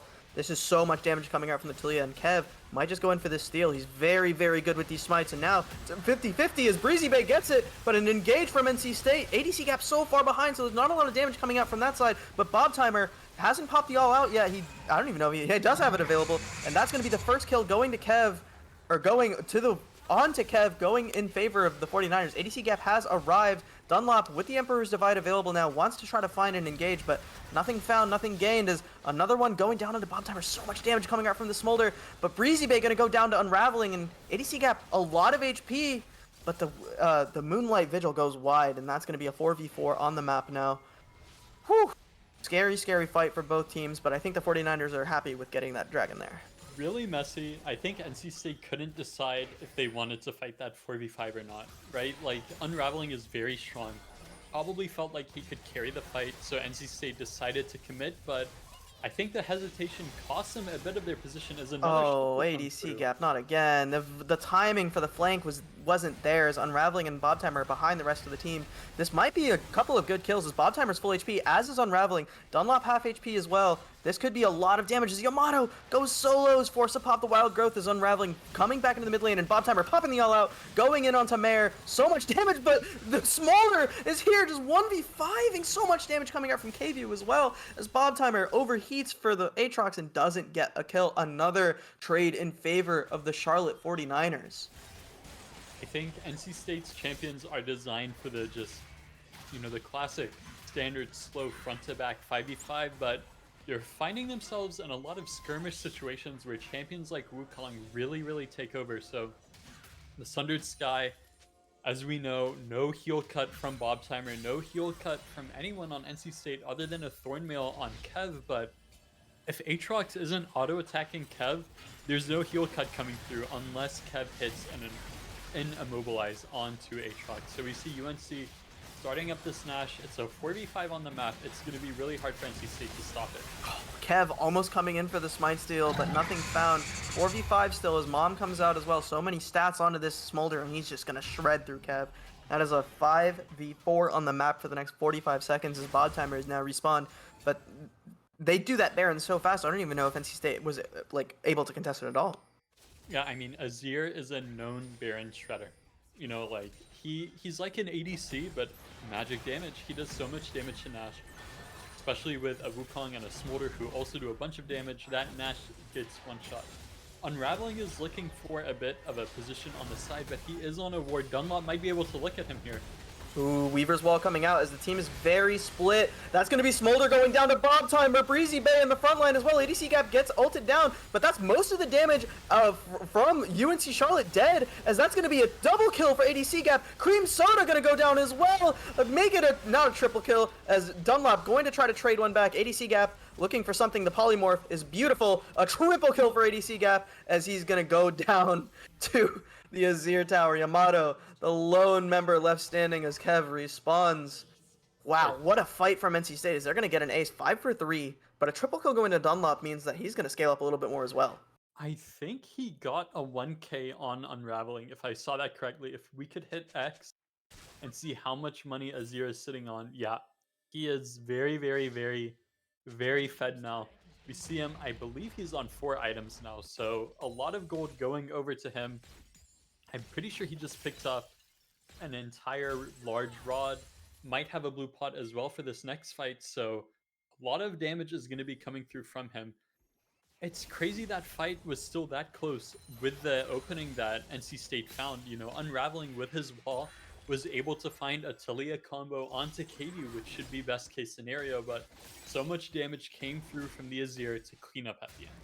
The Bloodthirster now online for KVU as well, so he's going to have a little bit more survivability. He's probably still going to get one shot by the Talia, and if ADC Gap is able to find an angle, he's going to shred through that Smolder like it's paper.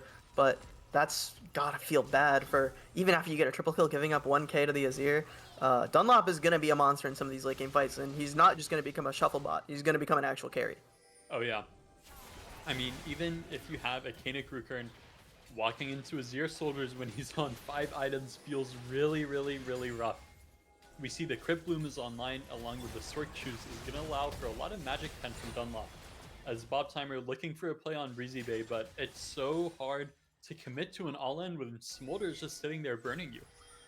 I like the grouping here for NC State. They want to play that 5v5, and a lot of damage going down on a Breezy Bay as Unraveling, just looking to poke out the jungler, see if they can get any positioning on this dragon. It will be soul point for the side of UNC Charlotte, as they have a pink ward on the dragon pit as well, and they're looking for this positioning. Breezy Bay chunked down to half HP. I'm wondering if this is going to turn into another 50-50, as the dragon has been started up by UNC Charlotte. Breezy Bay in the front line, but a lot of the full health bars for all of NC State as the Weaver's Wall comes out as well. Nicely done by Unraveling to secure the dragon. One pick goes the way of NC State as the 5v5 is inevitable. One now. Bob Timer going in onto Mare, so much damage coming out. The shuffle coming in as ADC Gap goes down to the Smolder. Camp goes down as well, but Bob Timer able to trade back on to KVU, but that's still a 2v1, wow. 2v2. Is Bob Timer going to be able to stay alive? I don't think so. Cream Soda takes him down. Mare and Cream Soda versus Yamato on the map now as Charlotte comes out on top, even though the dragon went to NC State. Just an insane team fight from everyone, I think. Really, really good wall from Unraveling to separate the team of UNC in half. You know, that wall creates so much pressure. They can't get over the wall. Breezy Bay trying to secure the drag, but then he's separated from his team with no way out. He just gets completely one-shot. Unraveling manages to pick up the Drake, actually. Neither of the junglers get the last hit on it, but the fight itself goes the side of UNC because Dunlop finds a really good shuffle. Even though it wasn't into the team, he managed to hit, I believe, both of the carries of NC State with the Emperor's Divide, doing so much damage. Like we talked about, on this spike, he's so fed, just one-shot both of them, but we saw at the end, Cassante, when he's in that all-out form, kind of a carry in his own right, especially with Yamato backing him up, with all of the shields, the healing. I think the Wild Growth went on to ADC Gap, but point stands Bob Timer, able to put out so much damage at the end of that fight and pick up 2 kills. Really nicely done from the top laner and the captain of NC State. He's doing his best to keep his team in the game. 7-5-7. This is a great performance for him and pretty different from how he was able to affect change in the last game. As Cassante just so much more agency than the Udyr pick, and he's been laning in exceptionally well, even though he's behind in farm, as Mare has been able to catch up, catch as many waves as possible, and now we're 8-4-4 on Smolder, 8-5-8 on Azir. These are scary, scary carries coming up for the side of the 49ers. Baron coming alive in 35 seconds as NC State postured to get some vision down. They're very scary, but not only does Bob Timer have 5 items, he also has 3 Mountain Drakes to his name.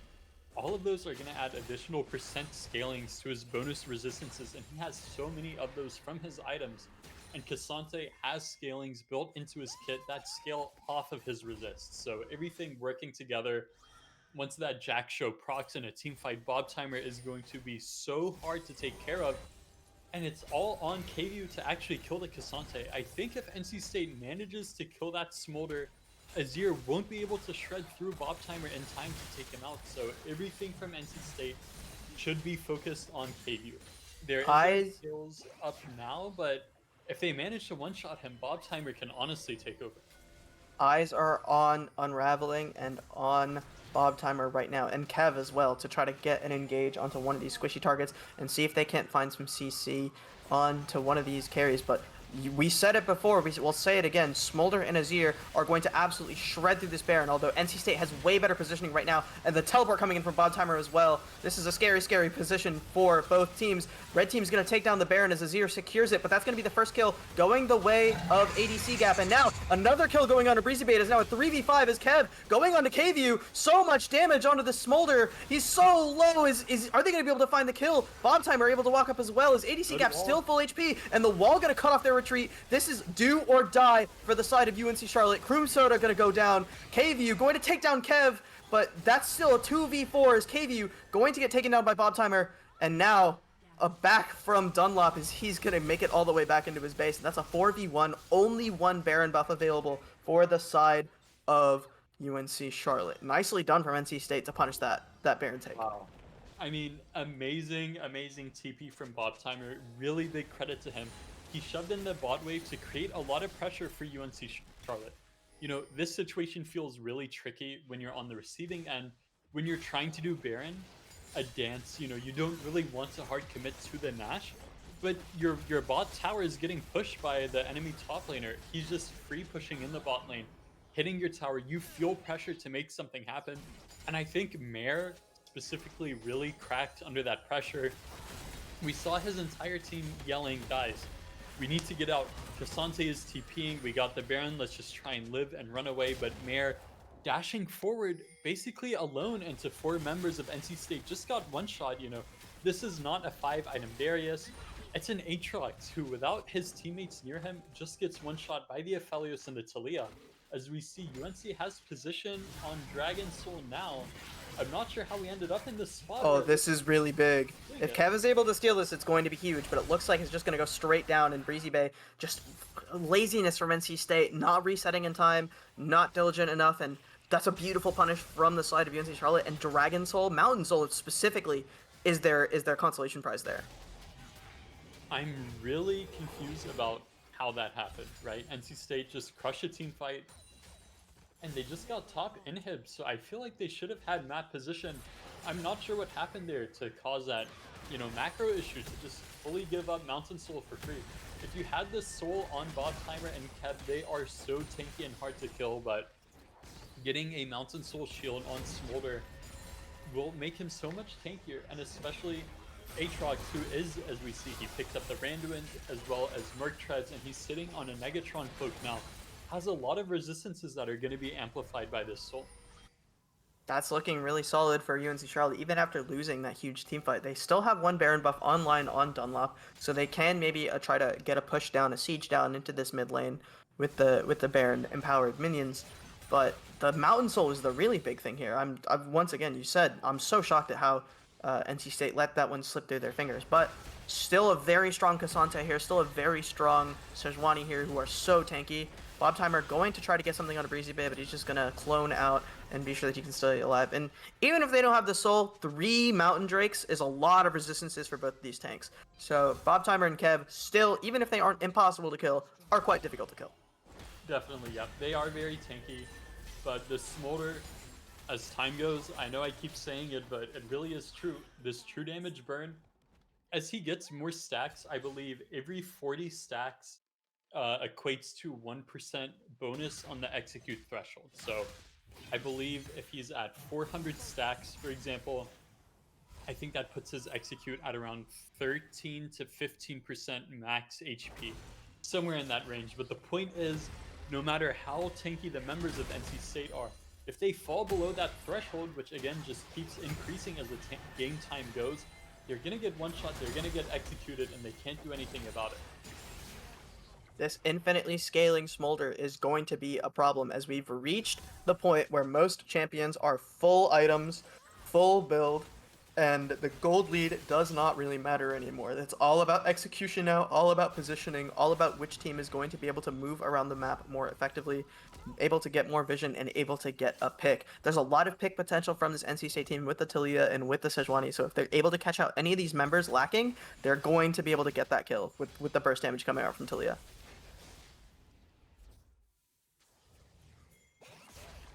I think in particular, I'm scared for Dunlop and for KVU. They do have to be very, very diligent about where they're backing, where they're staying with their team.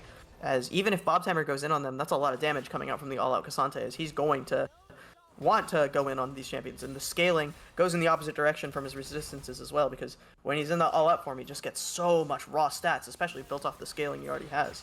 Yep, and then once that Jack Show pops, I believe it calculates the bonus amp before form. So if Bob Timer is able to stay in the fight for a few seconds, get that Jack Show popped, and then swap forms, he will do so much damage and still be decently tanky. You know, when you're in that all-out form, the percentage of your damage you deal with your passive marks turns into healing that you receive, so he can definitely still, you know, completely take over a fight. I don't think NC State is too behind to win, as we see Breezy Bay committing onto Unraveling.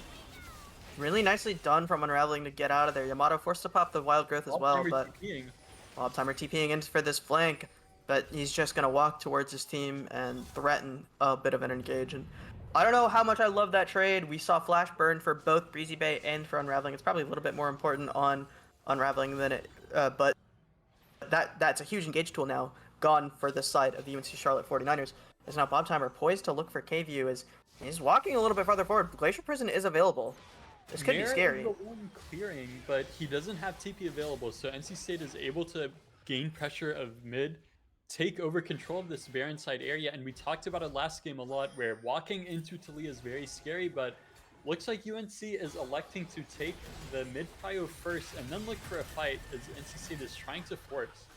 Not quite an engage just yet, just a bit of a trade coming out from Mare and from Bob Timer. No CC onto KVU, as we're seeing Kev take a little bit of damage. The Azir trying to poke out a Bob Timer, but you can see just how tanky they are. They take almost nothing. Both of them, I believe, have Canic Rooker online, so a huge magic damage shield from both these guys is going to be pretty big, and it's going to keep Azir from being able to tickle them. Yeah, but if you look at Yamato's HP, all of that damage came from one of the mini explosions on a Smolder Q. So this Smolder, he's able to access crucial targets, is going to do so much damage. That's really, really scary. Bob Timer, a lot of HP, gets the Q3 onto Mare, and that's going to be a lot of damage as well. Unraveling, unloading onto him as well, and ADC Gap has a white gun available. The Moonlight Sigil goes wide, and that's got to feel bad for the side of NC State. Not getting their 5v5, not getting their engages. We saw the Glacial Prison go wide earlier as well. This is looking good for the 49ers, as they're going to have positioning on this Baron as NC State attempts to reset. And you know just how fast Charlotte does this Baron. Yeah, I mean, this Baron is paper. They buffed Baron, made it harder to take this season, but let's see. They started this Nash at 47.05. Looks like it's not even going to take them 10 seconds to take this Baron out. They have Baron. They have this Azir tower set up in the mid lane to get the mid prio. NC State is trying to take control of bot river, but there's a TP flank from Dunlop. I'm not sure. There's a nice brush play here as Kev looking for something, doesn't find an engage. There's another TP, not another TP, the Azir turret goes down in mid lane as NC State looking for positioning on this Elder Dragon. If they do manage to find this Elder Dragon, it's going to be a huge flip in teamfight power, and NC State will start one-shotting everyone. But if this Elder Dragon goes the way of UNC Charlotte, it will be curtains for NC State in this game. I'm almost 100% confident of it. Really, really scary situation for both teams. You know, UNC does have inhibs exposed bot and top, but their waves are actually pushed in towards NC State, as NC State is split with Unraveling. Unraveling's gonna get caught out here. There's so much damage coming out onto the Talia. He wasn't able to get over the wall with the Waver's Wall, and now it's a 4v5. The Elder Dragon on the cards for UNC Charlotte. KVU hitting it down, Breezy Bay in the pit as well. Bob Timer going in onto the carries, but he's going to take so much damage from this Smolder. ADC Gap trying to find it onto Mare, but everyone untouched from the side of UNC Charlotte. Bob Timer taken very low as the flash forward from KVU takes him down. Kev going to go down as well. The Smolder has come online. There's nothing to be done as ADC Gap finally hits an ultimate, but it's too little, too late. His efforts in vain as the Elder Dragon will go the way of UNC Charlotte. It is Justin Aphelios alone, and his days are numbered as KVU looking for a pick. That's going to be the Elder Dragon execute. GA popped, and you're dead. That's going to be the game, I believe. 69 seconds left on this timer for the side of ADC Gap. No carry going to be alive. Baron empowered minions. That's going to be a 2-0 and a pretty big upset for the side of UNC Charlotte. Yep, massive upset, I think, which just came off the back of a lot of small mistakes from NC State, not understanding who should be walking where on certain timers. ADC Gap got caught a few times mid lane on really crucial timers, and I think giving up that Mountain Soul put so much more pressure on NC State to take control of the game. With this Smolder free scaling, getting a Mountain Soul, it's so hard for Unraveling to one-shot them. Normally, this Talia combo will do so much more damage, but when you're going through such a big Mountain Soul shield, amplified by the Karma, if you build one resistance item with 2 Mountain Drags and a Soul on top, you're going to be so tanky, so hard to kill. As we saw in that team fight, Mare, again, was completely split from his team, but he had a Randuin's, had a Kanik Rukern, and a Mountain Soul, so he was able to soak up so much damage. Even though this Aphelios is on 5 items, it's so hard for him to actually kill and take down this front line. So I don't know. I just think a lot of critical lane assignment and macro errors from NC State. I think if Really I'm gonna good showing from UNC though. Yeah, I'm really happy with how the 49ers play. I think they played to their strengths of their comp, and I want to give a lot of credit to Dunlop, who in both games was able to make a really huge impact. He had a ton of agency in game 1 on the TF, was moving all over the map, getting his CC down and making sure his teammates were enabled, and getting the Smolder online. And in game 2, he did a lot of the same. A ton of huge shuffles, a ton of really big picks from this Azir, and once he got to that late game, he did so much damage, and he was just able to make it happen onto the team. And I think if I were to pick an MVP, it's going to be him.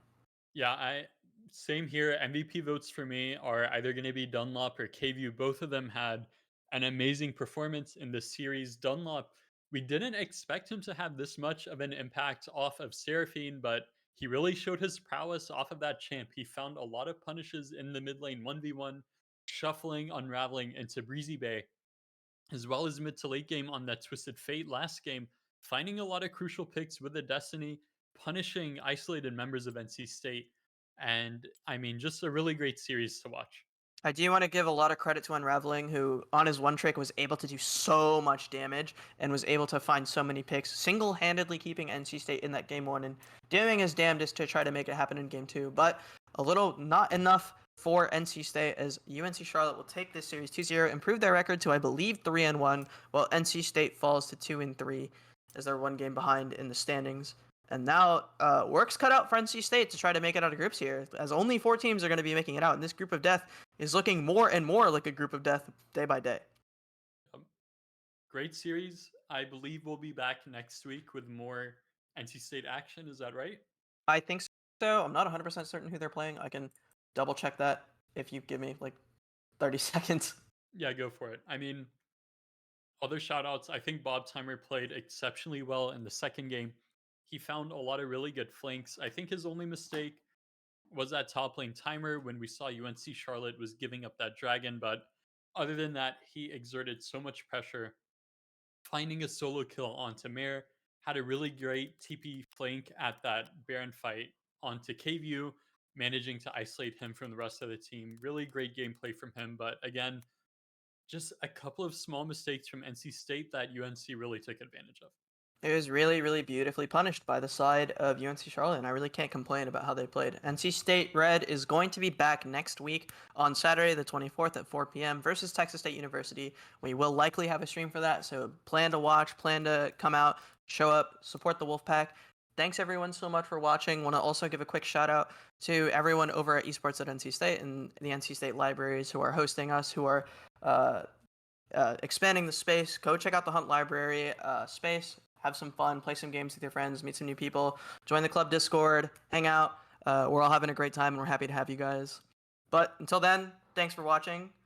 I've been Avinash, North Carolina. Joining me today has been Cloudsy and Rami Baba. I appreciate you both being on the call and being on the observing team.